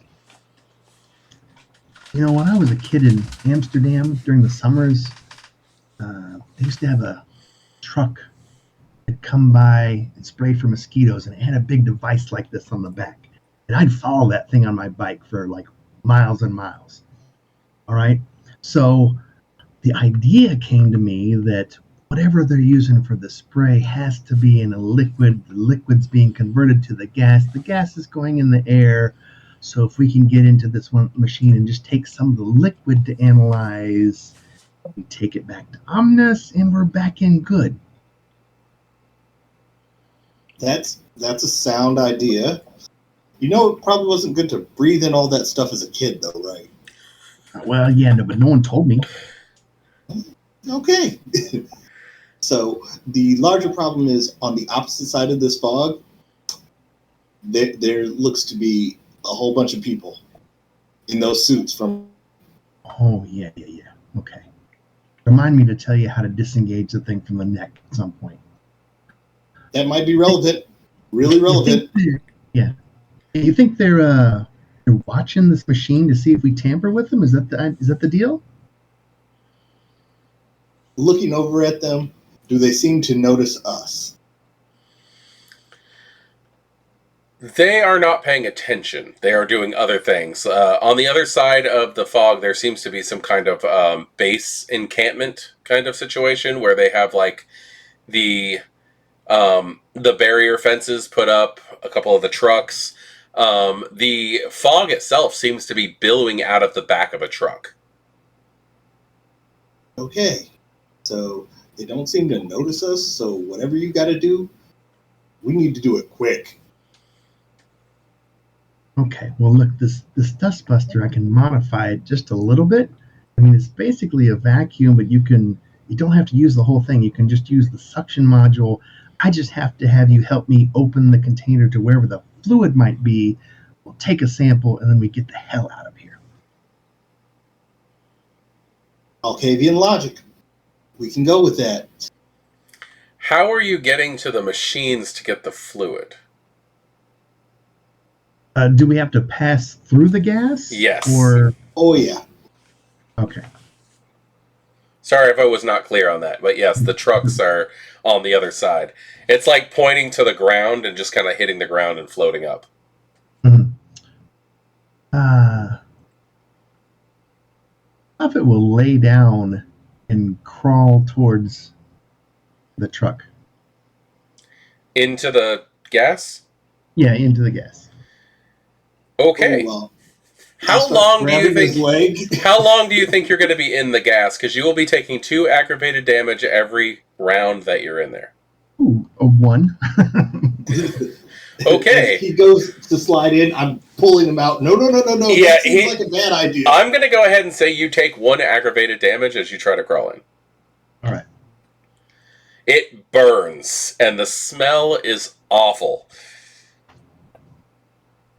And the screaming is probably going to alert some people who are over at the train station, and a couple of the entity are going to look up from their base. I quickly turn on the dustbuster, and then to try to get a second's worth of gas, and then run. Okay, so I'm assuming the next thing that Emil sees is everybody running towards the car. Yes, that would be correct, sir. Probably with a couple of entity members chasing after them. Start the car! Start the car! With some of the red gas coming out of the dustbuster. Oh my god. Like out of the back of it. Like where the vent is. Yeah. Where the hot air comes out when you use one of those things.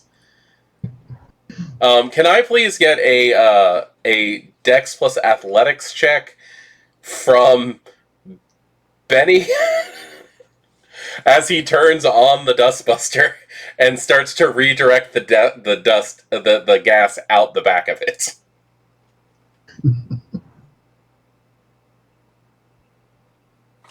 I am so sorry. No, you're not. Don't lie. I'm not. I'm not sorry. Okay, I am seeing 6 successes Yeah, with a with the messy crit. Oh, messy crit! Oh my god. That's messy as fuck. Okay. Benny. Benny, your beast is going to take over for a second. You are correct, sir. Yeah. Your beast is going to take over for a second. You're going to dodge the screaming gas that is coming out of the back of the dustbuster directly at you. It completely misses you. But the anger that this is going to cause is not that good. Oh my god. Oh, where is it? What is the compulsion? It'll be judgment, sir. No, not what is your compulsion. I know what your compulsion is. But it's not always clan compulsion. Oh, sweet. 208. So page 208.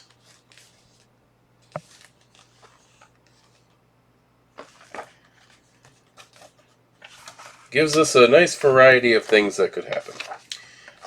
I need you to roll 1d10 so I can see what number it's going to land on, and I'll see if I agree with it. There's a good chance I might not, but... Well, you landed on clan compulsion anyway. Great. You know what? I don't agree with this. I'm going to give you harm. You kind of feel like you need to cause harm to Mr. Prophet for doing that to you. And you're going to be 2 traits down until you do that. Kind of just as payback. It's a situation where it's like, fucking Malkavian. Like, Fucking Malkavian is correct. But you're also being chased at the moment. Yeah. So, Priorities. it's up to you how you're going to handle it. I kind of grab him by the back of his neck and say, come on, we need to get the fuck out of here. Throwing him forward. Are you intending to cause harm while doing this? No. No. Okay. All right. So the next thing Emil is going to see is the rest of your group running to the car with a couple of entity chasing after you. Are they just chasing, or are they opening fire? Like, they're not opening fire in the public. Okay. Emil will just kick the other back door open, and he'll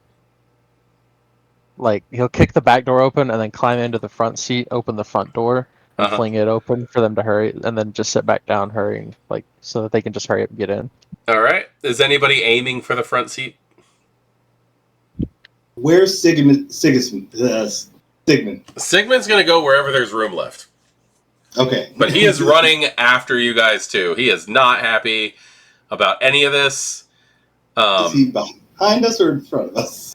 He's slightly behind because at one point you don't know if he cut himself or what, but he seems to have flung some of his own blood onto the entity, and their uniforms are starting to pit and melt a little bit.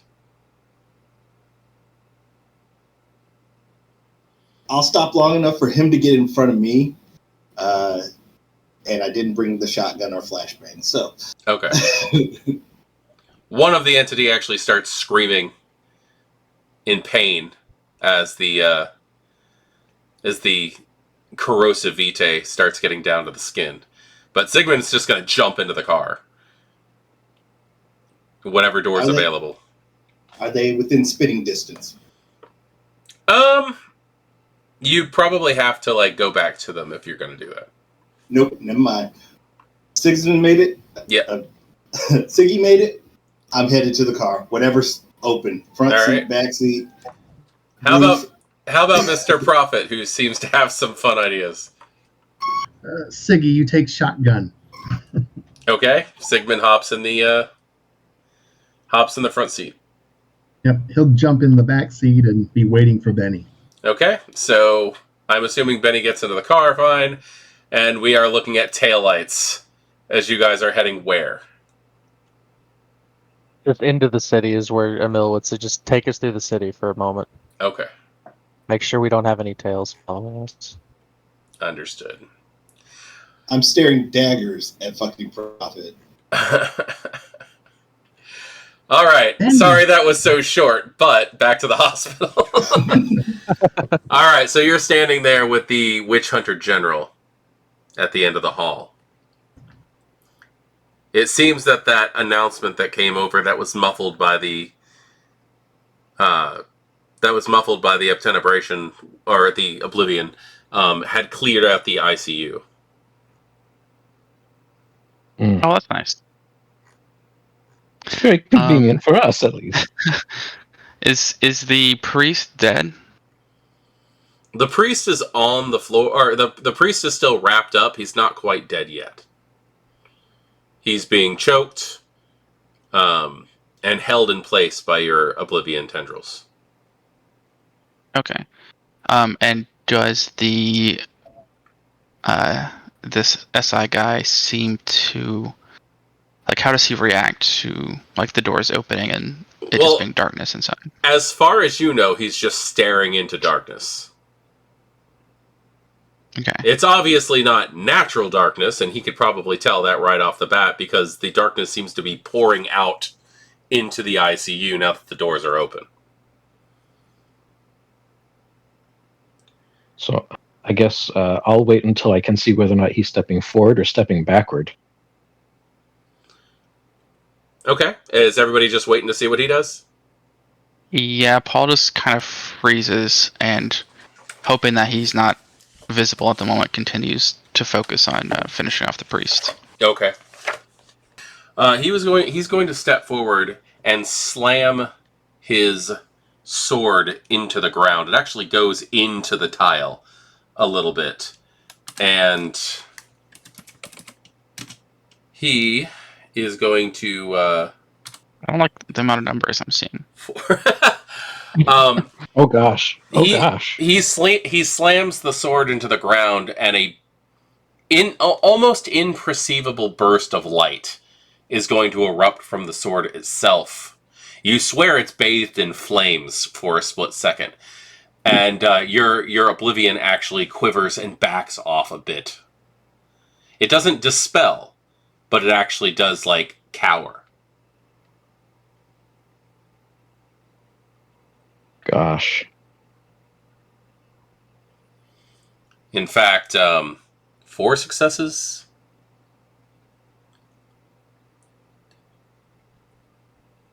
Oh, no. 5. 5 successes. 5 successes. I'm going to go ahead and say that your tendrils around the priest actually dissipate. They writhe in pain for a second and then retreat. Oh shit! The priest is now on his hands and knees on the ground, coughing, probably throwing up a little bit, as he's trying to catch his bearings and slowly make his way towards the large entity member that you see at the end of the hall. How are we gonna get out of this one? I have no idea. Yeah, this is just frightening. That's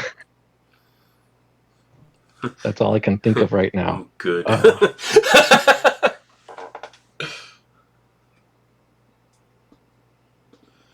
actually considered having this guy show up at the train yard, but this is so much better. Of course it is. Yeah, so much better. He's got us stuck in a corner, basically. Oh, there are double doors behind you that lead to the that lead into the quarantine area. Oh gosh! Sounds like a dead end to me. Yeah. He's just standing there. And the priest is wriggling away. Making his way over towards him, yes. And I'll grab the priest by the ankle and pull him back. Okay. He screams. But he's still like kind of in the shadow, right? He's being now pulled back into the shadow. Okay, yeah. I am going to go ahead and say that the big dude slams his sword one more time.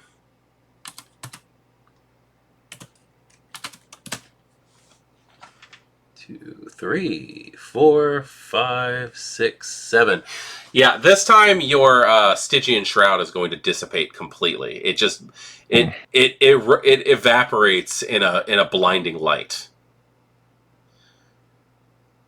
And once that happens, Paul just lets go of the ankle. He was gonna try and finish him off, but he just turns to Dr. Ford and like runs and like grabs her by the arm and just yells, "Run!"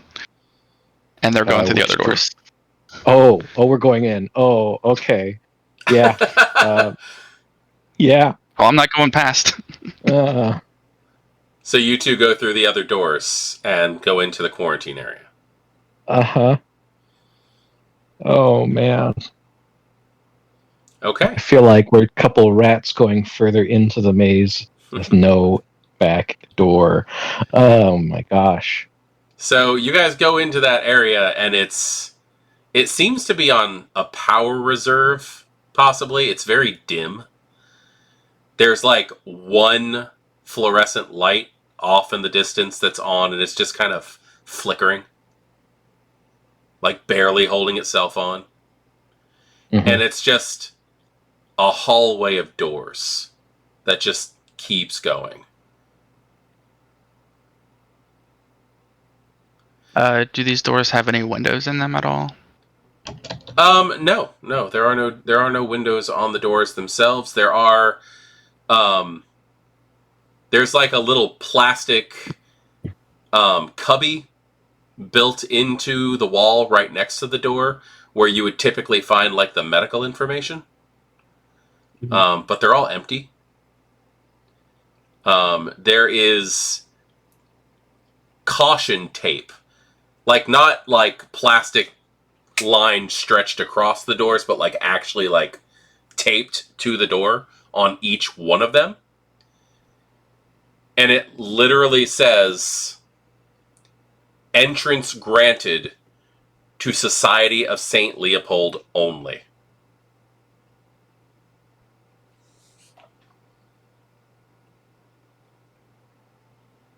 This is terrifying. I know I said that already, but this is still terrifying. You don't even see anybody at the reception desk or anything. It is just an empty hallway with doors. Can we see what's at the end of either side of the hallway? There is another set of double doors towards the end of the hall. There's also a little nursing area that there's nobody at. It's just an empty registration desk. And there could be more ways back behind there, but from where you're standing, you really can't see.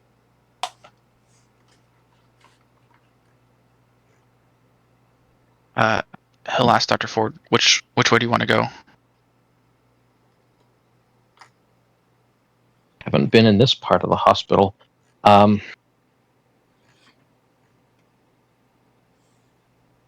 If the nursing ward, the nursing wing is this way, they typically would have more ways of getting out. But at this point, if they've redesigned it to the point where they're blazoning names like that across the top, I don't know what kinds of modifications they would have made. I'm flying blind.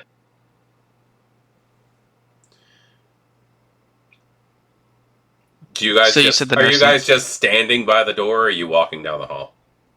We should just keep moving. Yeah, I'd say we keep moving. Okay. At least to that nurse's station. If that looks kind of like a crossroads, maybe we can find a new path.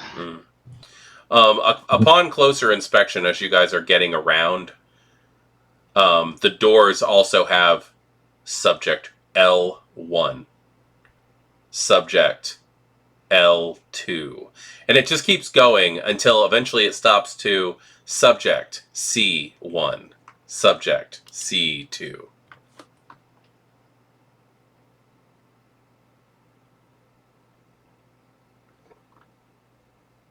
Man,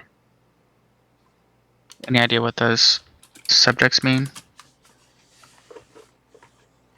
I don't know. I don't know the You think- terminology. C for K-Knight, do you think they're keeping some of us here? I like that. If we can release some of them, Yeah, worth a shot. hopefully He'll they have try some here. C1. You'll try Try the C1. door. Okay, so does anybody have Sense the Unseen? I do. You do? Yeah. That Dr. Ford has Sense the Unseen? Yeah. Okay.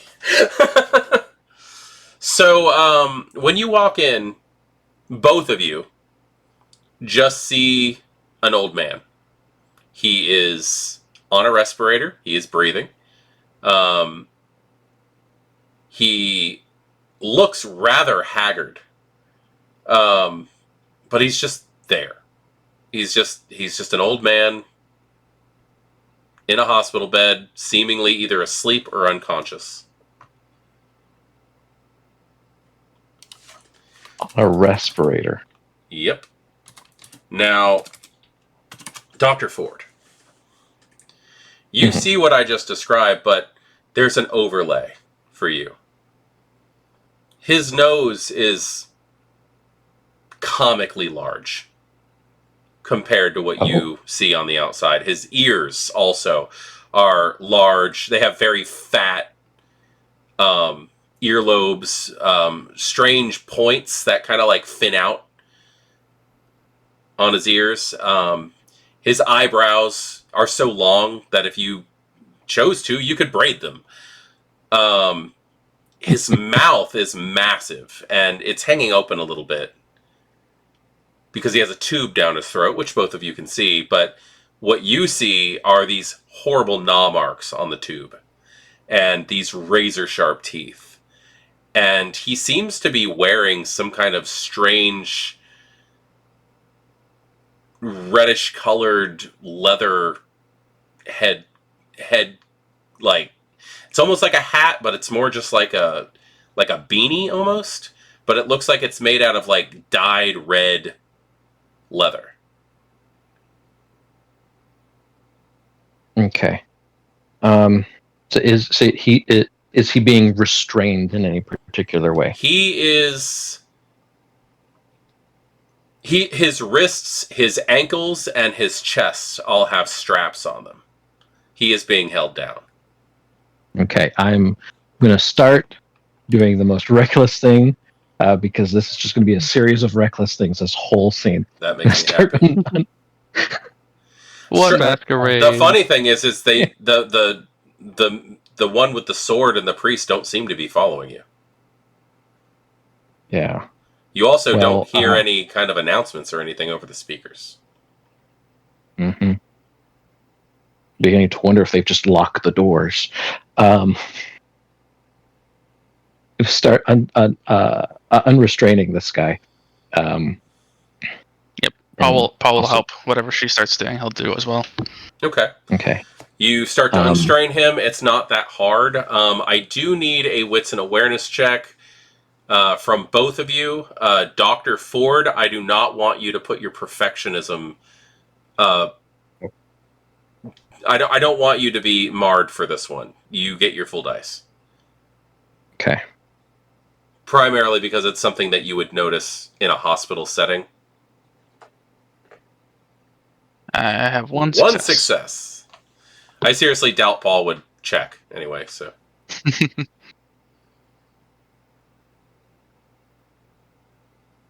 3 successes. All right.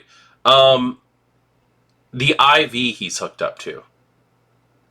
Mm-hmm. You know what's in that IV, and you have never seen it in an IV. Oh. He is being pumped full of liquid iron oxide. What?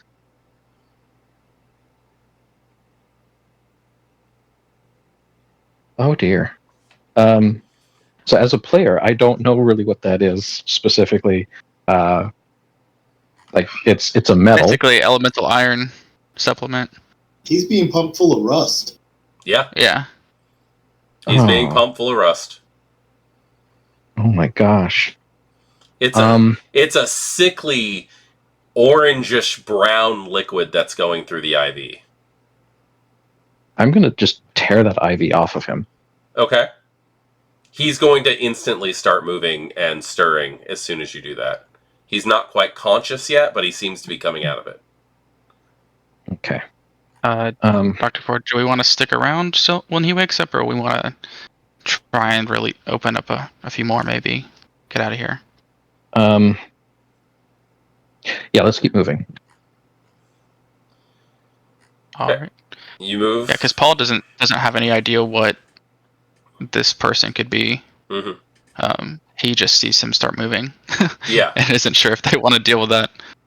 Yeah, there's a small amount of, like, a blood trickle coming from his nose also when he starts moving around. Yeah. Because if he starts frenzying, yeah, if he starts frenzying right now, we need to just keep moving. Okay. Okay. He looks like he's slowly waking up. He's not frenzying. Okay.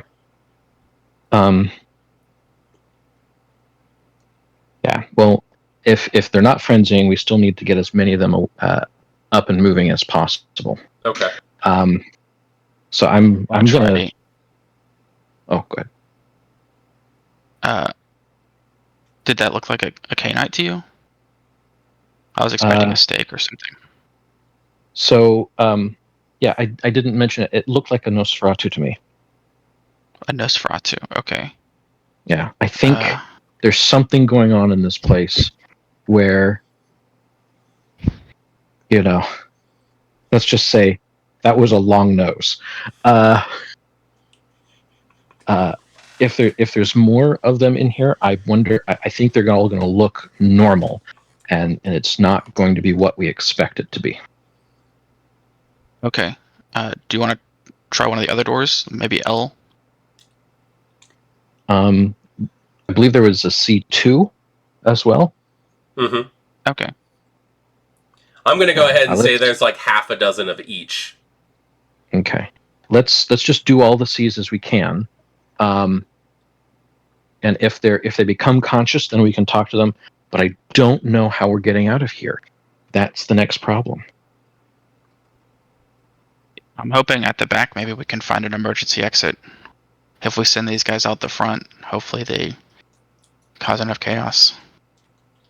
Yeah. Well, we're not underground, so don't think we're underground. But then again, no, you guys are on the first story of this hospital, though. Mm-hmm.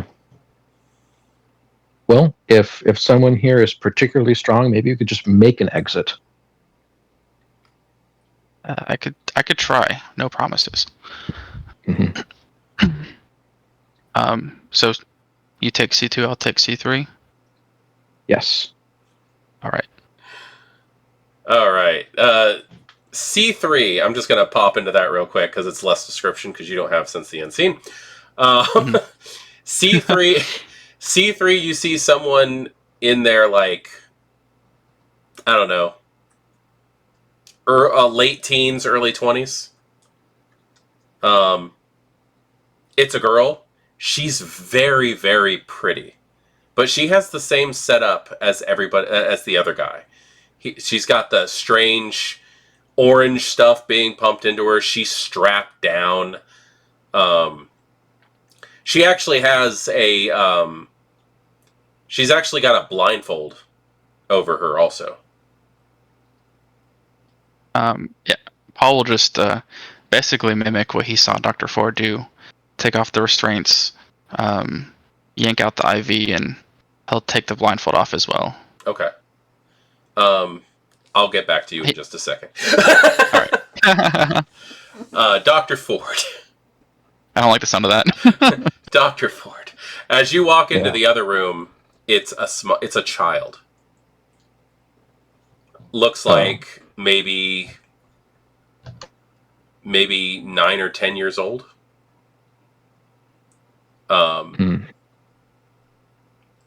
And she's got dark hair. You actually can't tell if it's male or female. It's they're very androgynous because of their age. Very sunken in features. But like when you see through your Sense the Unseen, the hair is longer than it seems to be. Much more sunken in. The thing almost looks like a hikata, to put it in other words. It looks like almost like a dead body, but the skin is is almost purple at how much death it seems to be carrying in it. Also the bed, like, you know how hospital beds are where they have all those mechanisms underneath, you can pretty much just see under them. Mm-hmm. This bed is just pitch black underneath, almost like it's that Oblivion again that Paul was using. And you can almost see spider webs everywhere in this room. Only through your second sight, though. Wow. And she's strapped down. Or they're strapped down. And they're being pumped full of iron oxide. Mm-hmm. So Dr. Ford just kind of, as she starts removing the restraints on this individual as well, she just kind of mutters under her breath, it's like, I should get paid for this. That's life. As she removes the IV and is about to, I guess, to leave the room, if nothing crazy happens, she'll just kind of look back at the child, because if this person or this individual just kind of looks like someone who would be a Hakata, she would probably mention, there's someone I'd like you to look for if you hear me. But while you're taking out the IV, the child opens its eyes and has just the blackest eyes. Like the whites of its eyes, its pupils, everything. It's just solid darkness inside. And you can hear me. It just stares at you. If you can hear me and you get out of this place, there's someone I'd like you to find.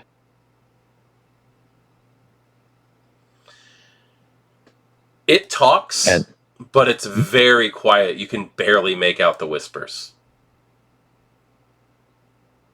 But it asks, who? Her name is Kay Palerno. I think she went somewhere and didn't come back. She was a Giovanni. The child looks at you and whispers, "We know the Giovanni." And you don't even have a chance to remove all of its bindings, as the child just melts into 1,000 spiders and disappears under the bed. Okay. It's gone. The moment that That it's wasn't very gone, Giovanni of you. the moment that it's gone, all of the strangeness leaves the room. The spider webs are gone, the darkness under the bed is gone, everything's just normal. Which is a little bit more eerie than when it wasn't. Well, just gonna move on to the next room. Well, no need to linger here. do you check in on Paul, or you just move on to the next room? If I see Paul as I'm going on to the next room, I'll be all like, "They're gone in that room." Well, Paul's in 3. Okay. In C3. And when you duck your head in on Paul, who's just basically unbinding this very beautiful woman, younger woman, Mm-hmm. You see that she is very tall. Her feet are like hanging off the bed a little bit. And she has very smooth, flawless skin. Her hair is just this golden yellow. Her ears are elven. She seems to have some kind of shine to her skin that's very hypnotic. And you could swear she has some type of wings.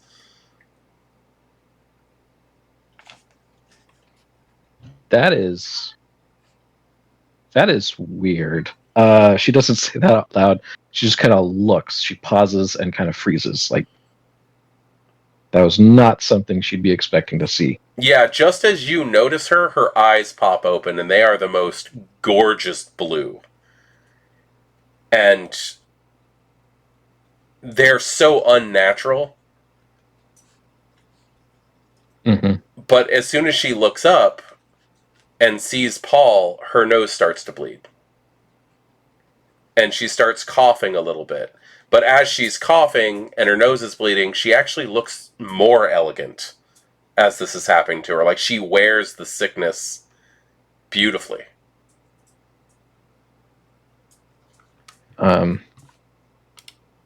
She says, So I guess she does say thank you for freeing her. I was gonna say, oh well, you're welcome, but we're kind of in deep shit here, so I don't know if I'd thank me yet. And does he notice Dr. Ford just peeking in? You're probably more entranced by the girl than anything else. Okay, so he can't. Like, he's not looking away. Yeah. Kind of thinking to himself, these damn Toreador. It does feel like something the Toreador did, but it's more enjoyable. You just kind of want to look at her. Challenge accepted. You said it's more enjoyable than when a Toreador does it, and I said challenge accepted.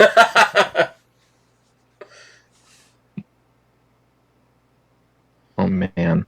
Paul's almost like on second thought starts to like get closer to her and ask, yeah, what can he do to help? The closer you get, the more sickly she seems to look.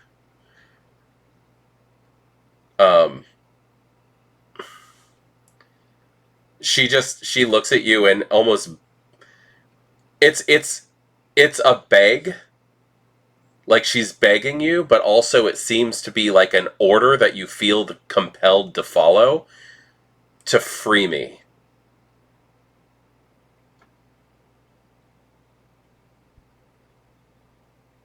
Okay.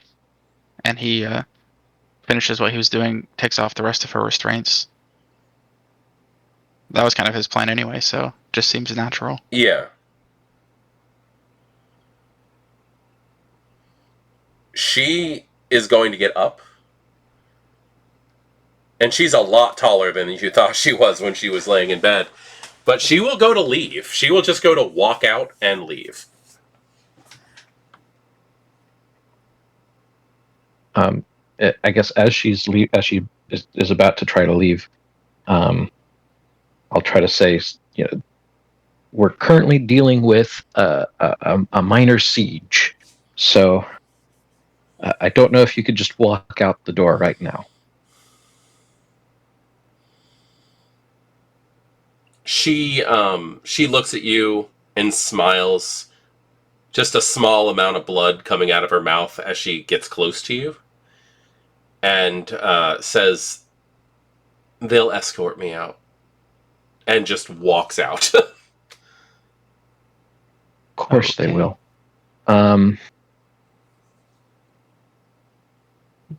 the question is, do we just go with her, or do we keep releasing them? I don't know, but you hear the old man in C1 screaming, "I hate the city!" Can we call after the woman and ask if she can take us with her? She looks at you and has an automatic look on her face of, "Oh, I'm being put out." But she does, the words that come out of her mouth are, "I do suppose I owe you." Mm-hmm. And he'll look cautiously at Dr. Ford. Like, do we trust this? Because on the outside, it seems like a absolute wild plan to just try and walk out. she is going to walk over to the window that's in her room, and in the most uncharacteristic but also fitting for the situation that you seem to be in, I do need you guys to do me a favor and roll your composure and your resolve at what's about to happen. And is that going to be with or without perfectionism? Without perfectionism. Oh, shoot. I'm at 4 hungry. I need to redo the math there. I got 1 success. Okay.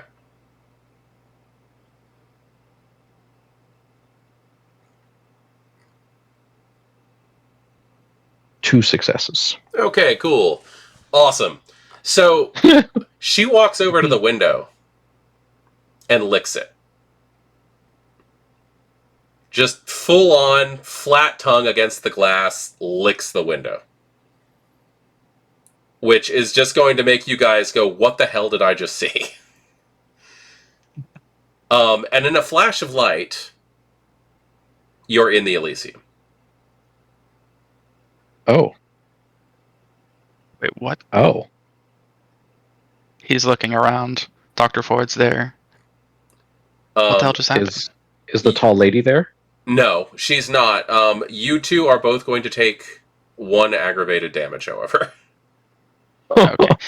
Man. How does that stack with having a full tracker of superficial? It's just 1 ag on top of that. Okay. You just have to heal your... Yeah, you'll be able to heal it. It's not that big of... Like, it sucks because it's an ag, and I'm sorry. But, she's going to flash you directly into the Elysium. You guys take 1 ag for traveling through the... for traveling through Arcadia. And... honestly, better than dying at the sword. Yes. And you are all going to... you're going to get there around the same time that the rest of them are returning to the Elysium. Oh, wow. So as Emil and Mr. Prophet and Benny, who's going to take off running, like, to go talk to Custos about the situation that happened. Sorry, I have to give Benny a way out because he wasn't able to stay any longer. You guys will be walking in the door just as you all just seemingly appear in the Elysium. No one notices. We were here all along. Oh. The entire ride home back to the Elysium, Emil has been just like doing what Emil does, like making it seem like he's a great conversationalist, but really just trying to get Sigmund to talk about as much as he can, like he can coax out of him to spill. Mm-hmm. And to complicate things, Prophet is going to refer or assume that Sigmund is Dr. Ford's sire and ask questions from that context. Amazing. How do you phrase the questions? Prophet will just say, so, is Dr. Ford a disappointment as a child, or tell me about how you picked her? I that's not how the Tremere work. I'm not their sire. He's not going to like force embarrassment on Dr. Ford, but he is going to let you know that he's not the sire. Whoa. Well, if you don't mind me asking, I am curious. How is it that you two come to know one another? The council of our clan assigns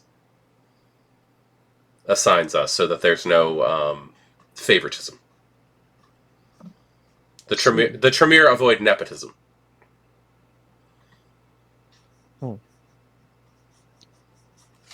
You said our clan, but from my understanding, you're her ghoul? I am a ghoul. I see. My apologies. Yeah, he seemed a little insulted by her, like being accused of being Dr. Ford's ghoul. Well, if you're your own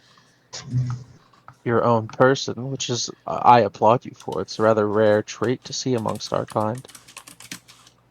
Ghouls with their own positions of respect, and I suppose your responsibilities do fall in the line of still some form of service.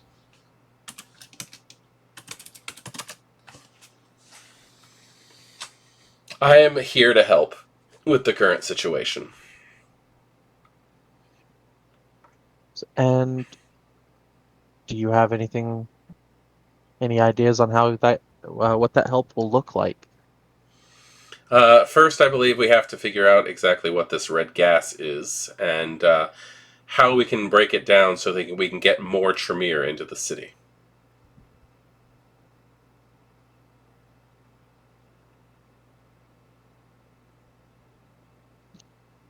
Well, figuring out the gas is, I would agree, is probably an important factor, but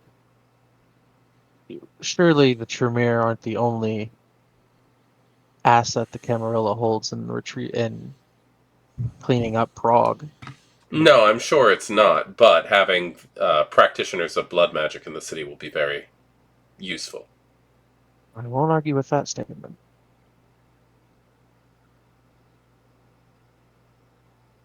Well, if you're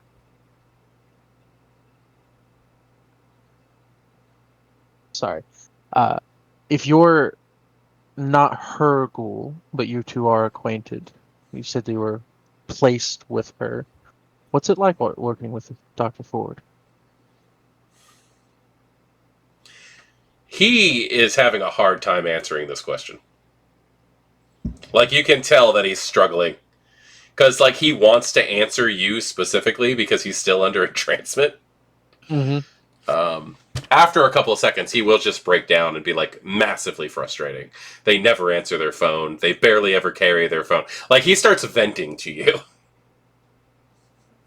Emil just lets him really, he plays into it, and just lets himself come off as someone who's just here to listen. Yeah. And that not that he's fishing for anything, but he and will just continue to ask questions. Yeah, when he finishes venting, he's just going to go, "I'm very sorry. I have to let my superiors know that I'm here." And he's going to dismiss himself so he doesn't say anything else. Oh, but I was having such a lovely time. I do have to let them know that I'm here, though. Well, it can wait, surely. if you're really pushing him, you're gonna have to do a social test. Okay. But yeah, he's desperately trying to escape this conversation. And I am not so desperately trying to keep him here. Would that be charisma, persuasion plus presence? I would just do charisma plus presence. Okay. Actually, no. The way presence works nowadays, yeah, it will be persuasion plus presence. Yeah. All right. Y'all ready for this? Yeah. Yahtzee. Ooh, Christ. It is 1, 2, 3, 4 successes. 4 successes. I guess you're gonna get him. He'll answer questions for you. And I can pose those questions, I guess, in another time because Yeah, if you want to ask him, like, send me those questions. Send me those questions in weeks, and we'll get you some dirt on Dr. Ford, I guess. Prophet wants to use his little ability to have insight into Sigmund and what makes Sigmund tick. Organization and getting shit done. He's obsessed with getting things done properly. He is the living embodiment of the Tremere compulsion. There we go. Yes. So, do you guys have anything to say to each other as you all arrive at the Elysium around the same time? Yeah, I'm sure we do. How do Riley or Paul and Dr. Ford look like? They're both covered in blood, aren't they? They look like they've had some time. Yeah. Dr. Ford, it has like a spray across their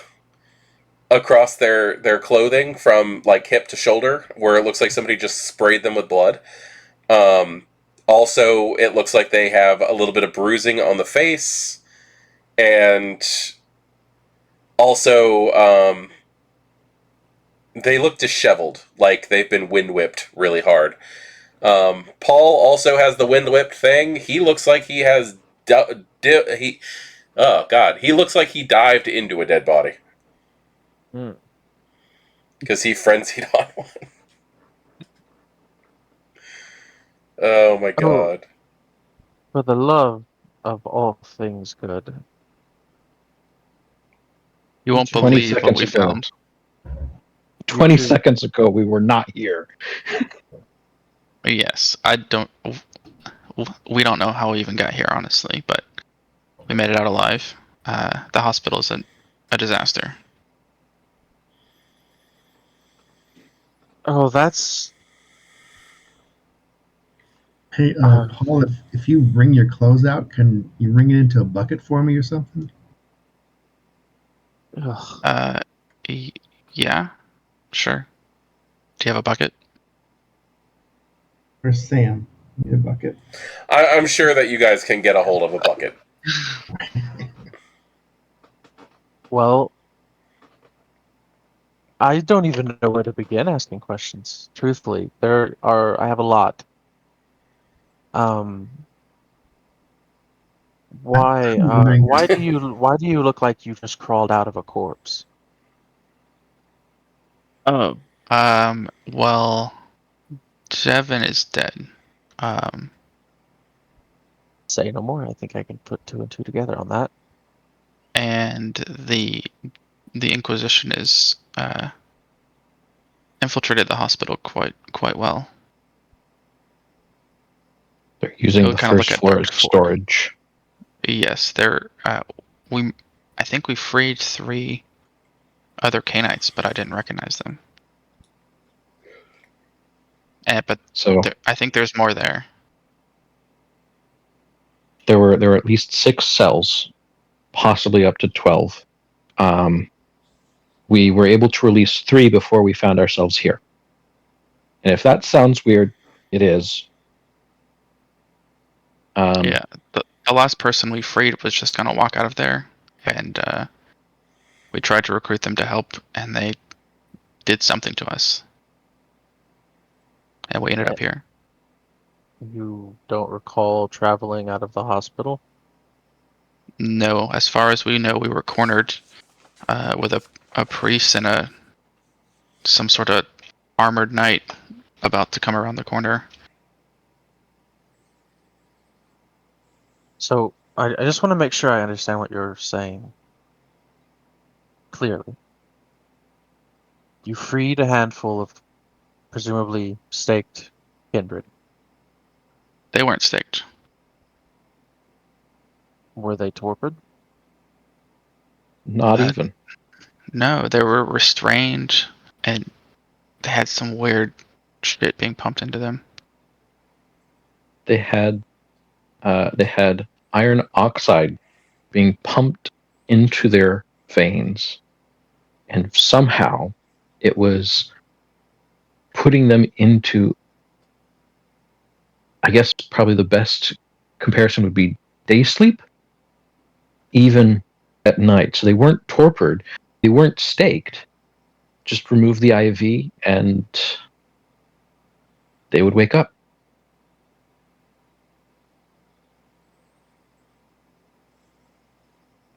You think there was anything else in that IV besides the iron? Maybe they have concocted some sort of vitae suppressant or something. Perhaps. I I have had a lot of concerns about what you're saying, but what I don't understand is how is it that an IV works on us? Our bodies are dead. We don't have a heartbeat to pump blood to circulate the IV. I don't know. So the first guy was hooked up to a ventilator. Perhaps they're forcing the hearts and lungs to move. Or the thin bloods. That too. But Have you ever? That could explain whatever the hell they used to get us here. but I've it never seen wouldn't anything like explain it. it wouldn't explain everything. The second kindred, you didn't see them, but they were very much the appearance and the epitome of a Hecata.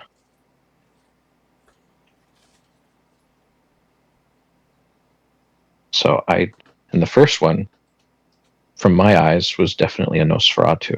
So if that third one was a thin blood, I would have no idea of telling, but it didn't seem like it.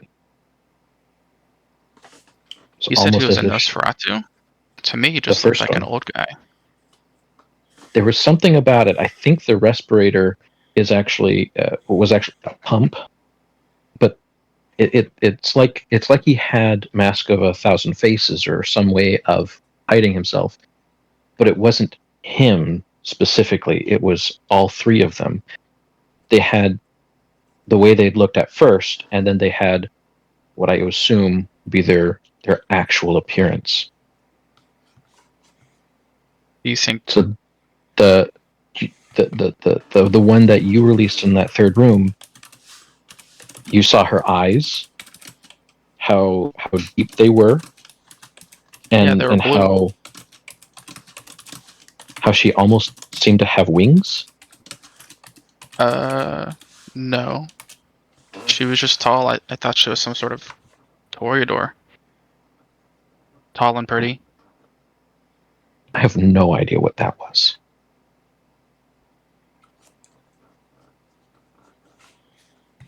Paul's just kind of shaking his head like he can't really wrap his brain around it. Yeah. But the last thing I remember seeing before we were here is it licked the window. Yeah, definitely did that. That seems like a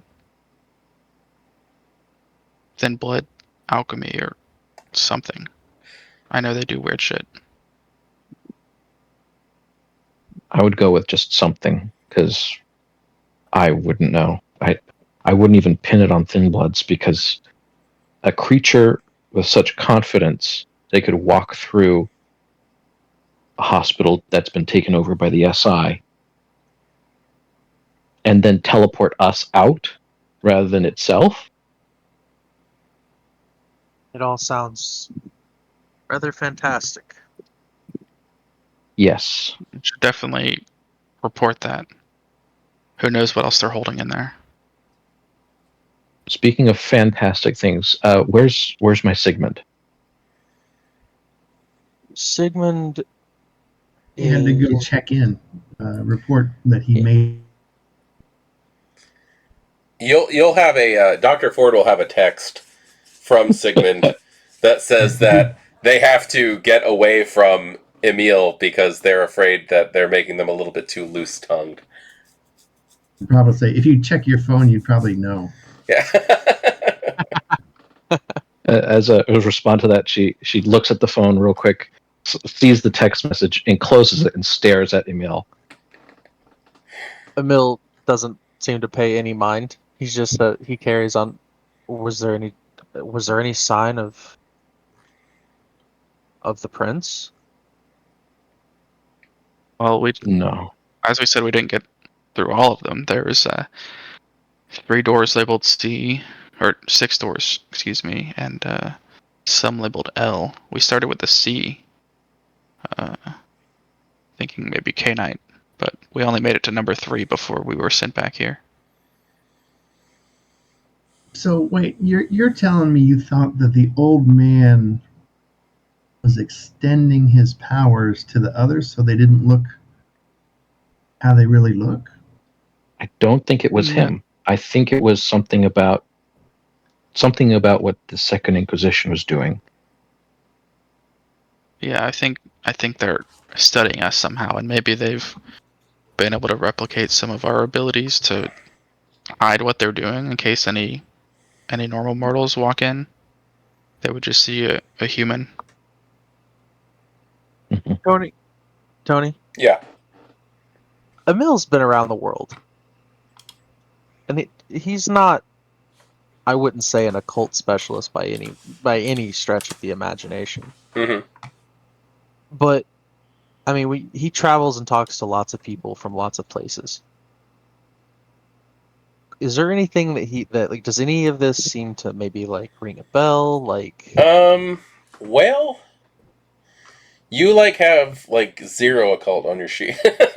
yeah, I'm aware, but like politics, like he's very very ingrained in like kindred politics, and like he goes all over. So like Yeah. Why don't you do stories and stuff. why Maybe. don't you do an intelligence plus insight roll? That's memory. Okay. And see if anybody has said anything similar to this. Okay. I will even rouse the blood for 2 additional dice. Okay. 'Cause either this is a big misunderstanding, or there is some really freaking powerful kindred, and the SI are also just jacked with far more concerning problems for us. Yeah, Paul has a lot of occult, but I feel like it's all probably very specialized to one area.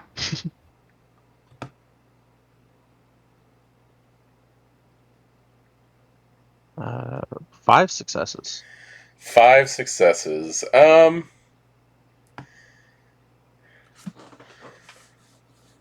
like I'm trying to not I'm trying to not ask for anything specific. Yeah, no, that's fine. I'm just trying to think what all have you heard so far, really? Like what information are you trying to take into this? Like, well, okay, so there's what they presumed were Canaanites, who apparently all looked one way, but one looked like a Nosferatu, one looked like a Hakata, one looked like a Toreador. The Toreador did something that just transported them across the city. So he's thinking, okay, maybe maybe this is an old vampire, right? Like maybe they confidently walked out of there because they knew they could. Yeah. And maybe they didn't just transport across the city. Like there's a very high chance that they just had their minds altered against their will. Mm-hmm. But the iron oxide, the C on the door, which Bill's first thought would be Cainite as well. Mm-hmm. Just their descriptions, like they're weird. The specifically supernatural elements about them, like the way they I would the way they say behave. Like, I would say with how much you've been around and you've talked to all the different people, that you would probably guess that the Society of Leopold is apparently abducting more than just Kindred right now. okay. There seems to be something else. Iron is going to slip you straight into the possibility of changelings. But like details on those changelings, you're not going to get. I wouldn't even go as far to Emil to know them as changelings. Like he would know Fae, and that's probably the extent of Yeah. his knowledge out. Like he knows of lupines. He might like have heard a little talk about Fae, like when he was in. Yeah. Well, then yeah, with the idea of the iron and the descriptions, then you're probably thinking Fae. Okay, but I guess really what I to frame it in his perspective is these all sound like incredibly young vampires doing incredibly old vampire things. Hmm. And so like that would make him go, I don't think these are canines. Is kind of how I was trying to frame the thought process on Yeah. that. I would actually say that the introduction to the fact that there's iron oxide being injected into them would be what pushes you over to go fairy. Okay. So Emil getting daggers stared from Dr. Ford, I presume still. Yes, I messed Uh, with my ghoul. Yeah, you pissed off everyone, Emil. Even Benny was mad at you. Benny was mad at me? Didn't you see him staring all mad in the car?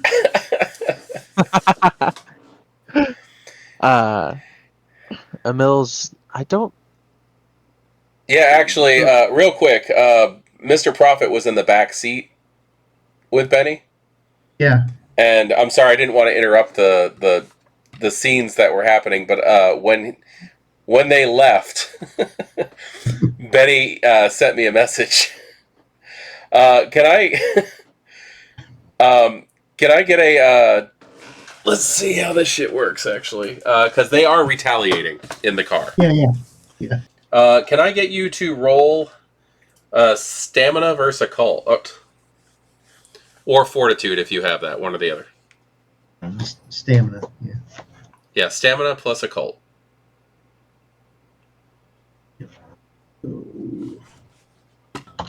That's dirty, Benny. That's dirty. I just hear the resistance roll and I know exactly what it is. I'm like, that's dirty. 1. 1? Okay. Is 10, 10 is 2 or 1? It's 1 unless you have Okay, two I'm gonna tens go and 10. then it's 4. Yeah. Okay. 1. Okay. Because they're not here, and because it's just a petty thing, Mm-hmm. while you guys are in the car, Mr. Prophet is going to feel a searing pain in their hand while they're in the car, and you're going to take 1 level of aggravated damage. As Benny's knife went through Benny's hand and then also into your hand.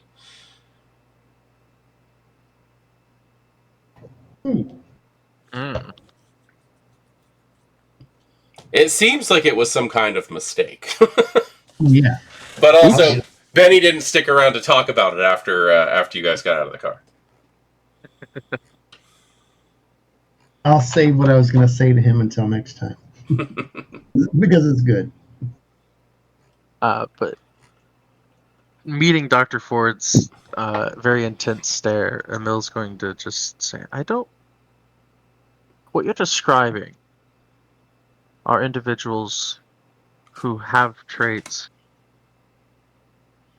rumored to be similar to that of Thin Bloods, but then displaying personality and abilities closer to that of something far more ancient. I don't believe they were kindred at all. Iron. The iron is what gives it away. Iron has no effect on us. If they were holding us, they would have us staked. I would at least presume, unless it is something that I'm just entirely unaware of that they have at their disposal. But I would go as far to say that I don't believe that those were kindred. Then what were they? Well, I'm no scholar on the matters of what goes bump in the night, but I've heard stories about Fae, the fairy, and something about iron.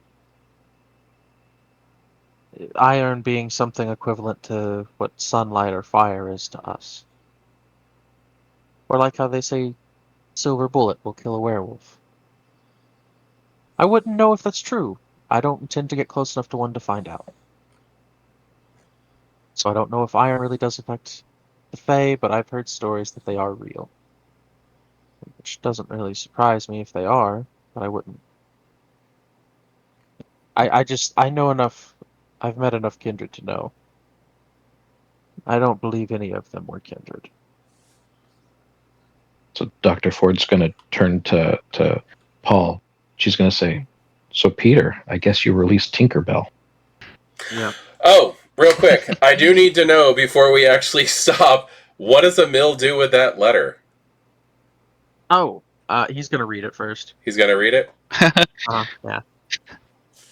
Okay. Yeah, He's sorry, it was gonna- open when I found it. Yeah, I figured.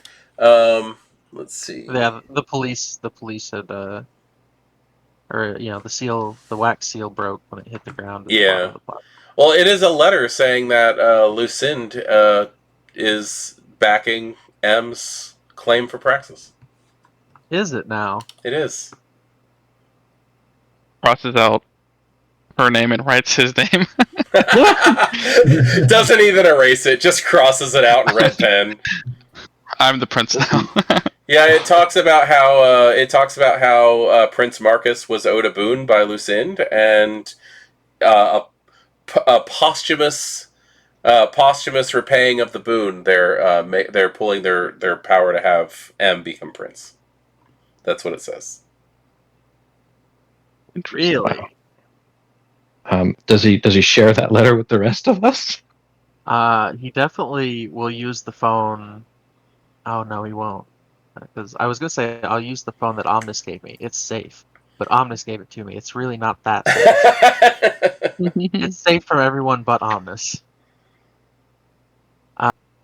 Okay, he is going to go to find Maya, Okay. and like She's not hard to find. She's usually we in all- the Hall of Inequities. yeah, I presume he would have to walk past the rest of them. So I'm not even gonna hide it. There is like Emil wouldn't even hide it. There is definitely a look of determination and like What fuckery is this? like, he's got this look of like stern determination, but also this like smile in his face, like he just got handed like something absolutely juicy that he can't wait to talk about. So he's just going to walk away without telling us what the letter is? No, like I assume he would have opened it like somewhere private, and then like I imagine we would have all went to the route, like our little private area. He would pull it out, open it, read it, and just hop up and just start walking like fast walking.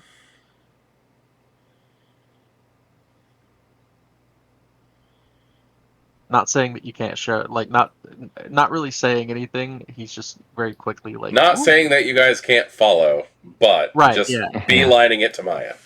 Yeah, exactly. Okay. Out of character. I do have intentions of coming back, but first I gotta go see Maya.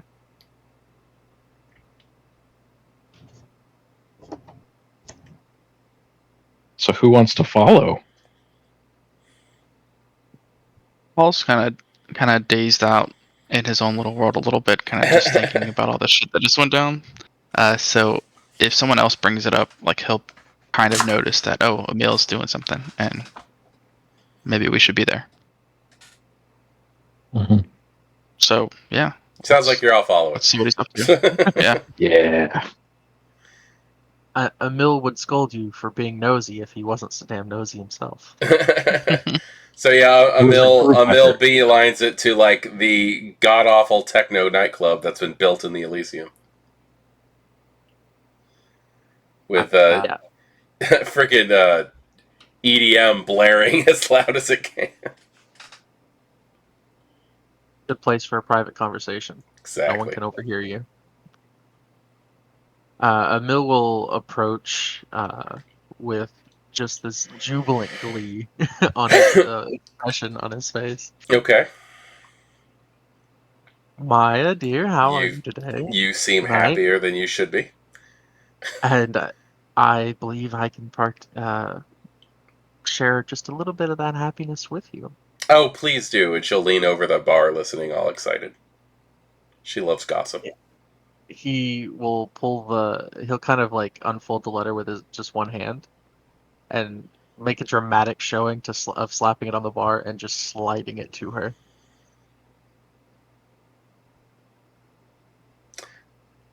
There is a rush of wind, and her and the letter are gone. He'll just turn around at the bar, sit like he just kind of like throws an elbow down on the bar, grabs her drink, and just sits there proud of himself.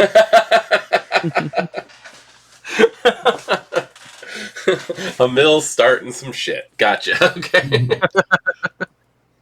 All I right. assume all the rest of them are just like standing behind him as he turns around. Yeah, probably. Yeah. Yeah, he looks like he just got like the biggest promotion at work, and he didn't have to do anything By for it. screwing someone over. Yeah. What was that?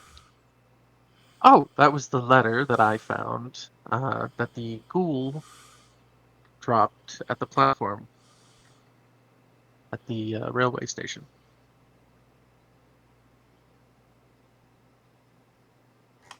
And It's the what did it contents. say? The contents of that letter. You know, normally I would charge for this kind of information, but seeing as that it brings me just copious amounts of joy in this particular moment, I will share this one for free. It would seem, and he's making a dramatic gesture of like walking his hands across the bar as he's talking, like just being very, very fun, like goofy. It would seem that the claim to praxis uh, that our dear child of Marcus has made is legitimized due to the claim of a boon owed to Marcus from Justicar Lucind. I'm not sure if any of you are familiar with the position, let alone the individual. Paul just shakes his head. Sounds quite official. Dr. Ford, Mr. Prophet, where do you stand on your knowledge of Justicar's? I'm just worried about you triggering any of the tripwires, the septagram lasers they had set up in that area.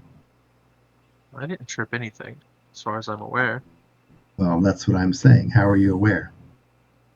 I was very careful and swift.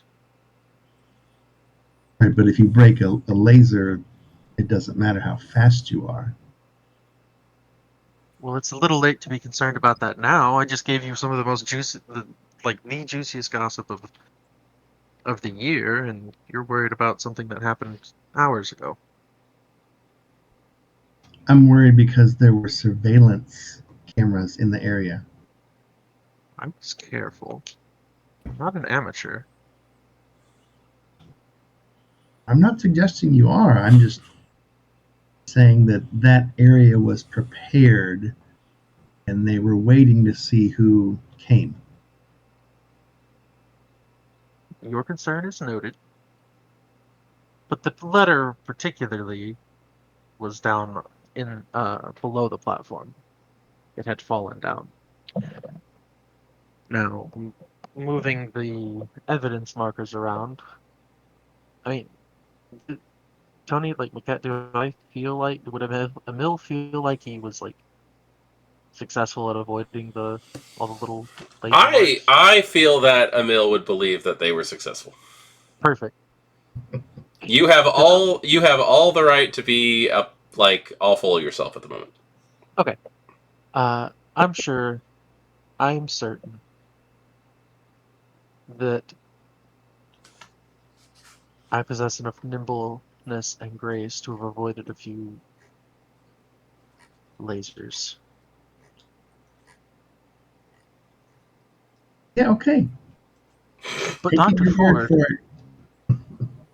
well, you should. My word is the best thing I have, aside from my astonishingly good looks. But that aside,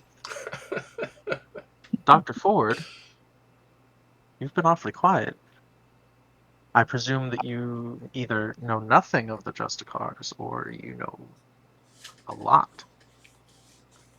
I know enough to say this. I need a drink. Indeed. And he'll pour her a drink. Ah, forgive me, Paul. A Justicar is one of the most lofty positions Kindred and the Camarilla could hope to achieve.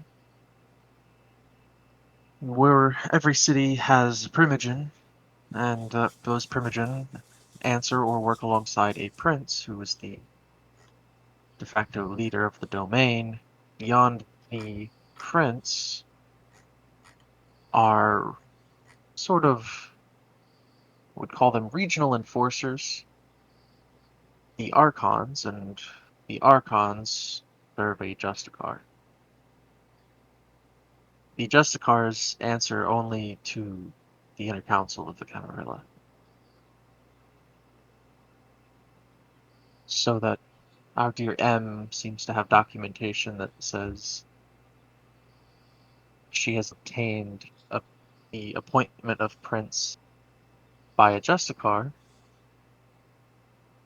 means that it is going to be very difficult for the other members of the court to contest her. I see.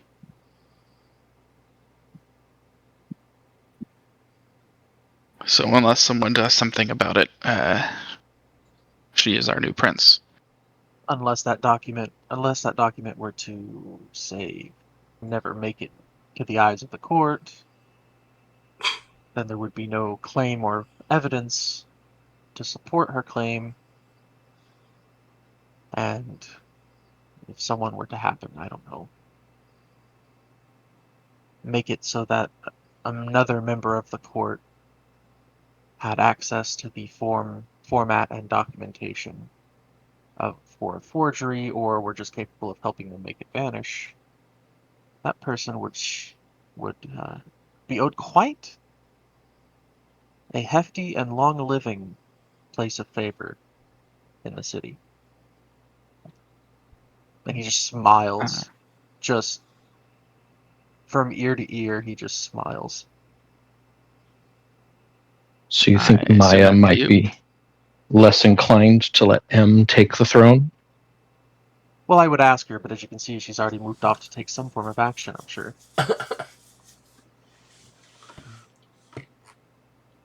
So after Maya's loyalty to Prince Marcus and desire to see his grand return be an honorable one, she would then not support his child from taking the throne? Oh, I don't speak for Maya, not even slightly. I can't speak to that. You'd have to ask her yourself. Assuming she'd tell you the truth. But that's what you're implying. I'm simply implying that if that were the case, then the individual who brought it to her attention would be favored greatly for giving her a heads up. And if it's not the case, well, then she looks even better for having been the one to return the documentation, and then her position of status is elevated, and so too is the one who assisted her. So you're comfortable with both possible outcomes, Precisely. even when one of those outcomes could potentially involve crossing a Justicar. and being directly responsible. I did no such thing. I simply did my due diligence. I found important Camarilla documentation that was left behind as a masquerade breach, no doubt. And I did what any responsible kindred would do. They returned it to their primogen so that it could be returned and presented before the court.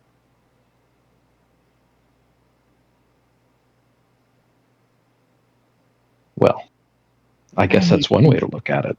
Yeah, I hate to be the negative Nelly, but it also sets you up to be the patsy if anything goes wrong. Inform me, Mr. Prophet, how that's the case. I'm being a loyal member to the Camarilla. Right. I I know did all my the loyalty. I know all the loyalty Boy Scout stuff. I got that. But the way the thing works is that the people in higher status determine what the truth is, and if someone doesn't like it, they spin the story a little bit, and you get pinched, or we get pinched. We end up owing that sort of thing. You kind of gave away the one piece of leverage you might have had. I didn't. There's always risk when you're trying to seek reward. Yeah, no, I get it. I get that you did the thing you were supposed to do. I just have a habit of seeing things, potential dangers. That's the kind of thing that I do. I know it gets on people's nerves. But that's the kind of thing I do, and I'm just bringing it up. Well, I hear you.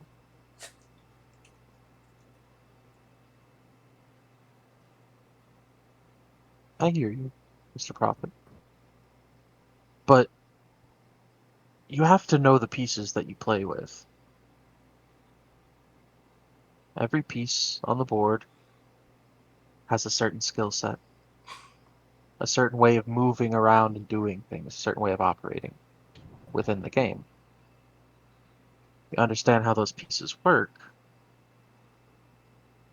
when you become a better player. I can assure you what will happen will be one of two outcomes. I'm sure there are going to be unexpected additions and twists along the way. That's just life. But as it stands currently, the Primogen Council don't like M being here. They don't like M, from my understanding, they don't care for her personally, nor do they particularly enjoy the way she's stowing away around her power. However, it gets more complicated because Kirill really doesn't like it. And what Kirill doesn't like, what makes Kirill angry makes the rest of the court feel comfortable. So, the chances are, in opposition of Kirill, the rest of the court will support it.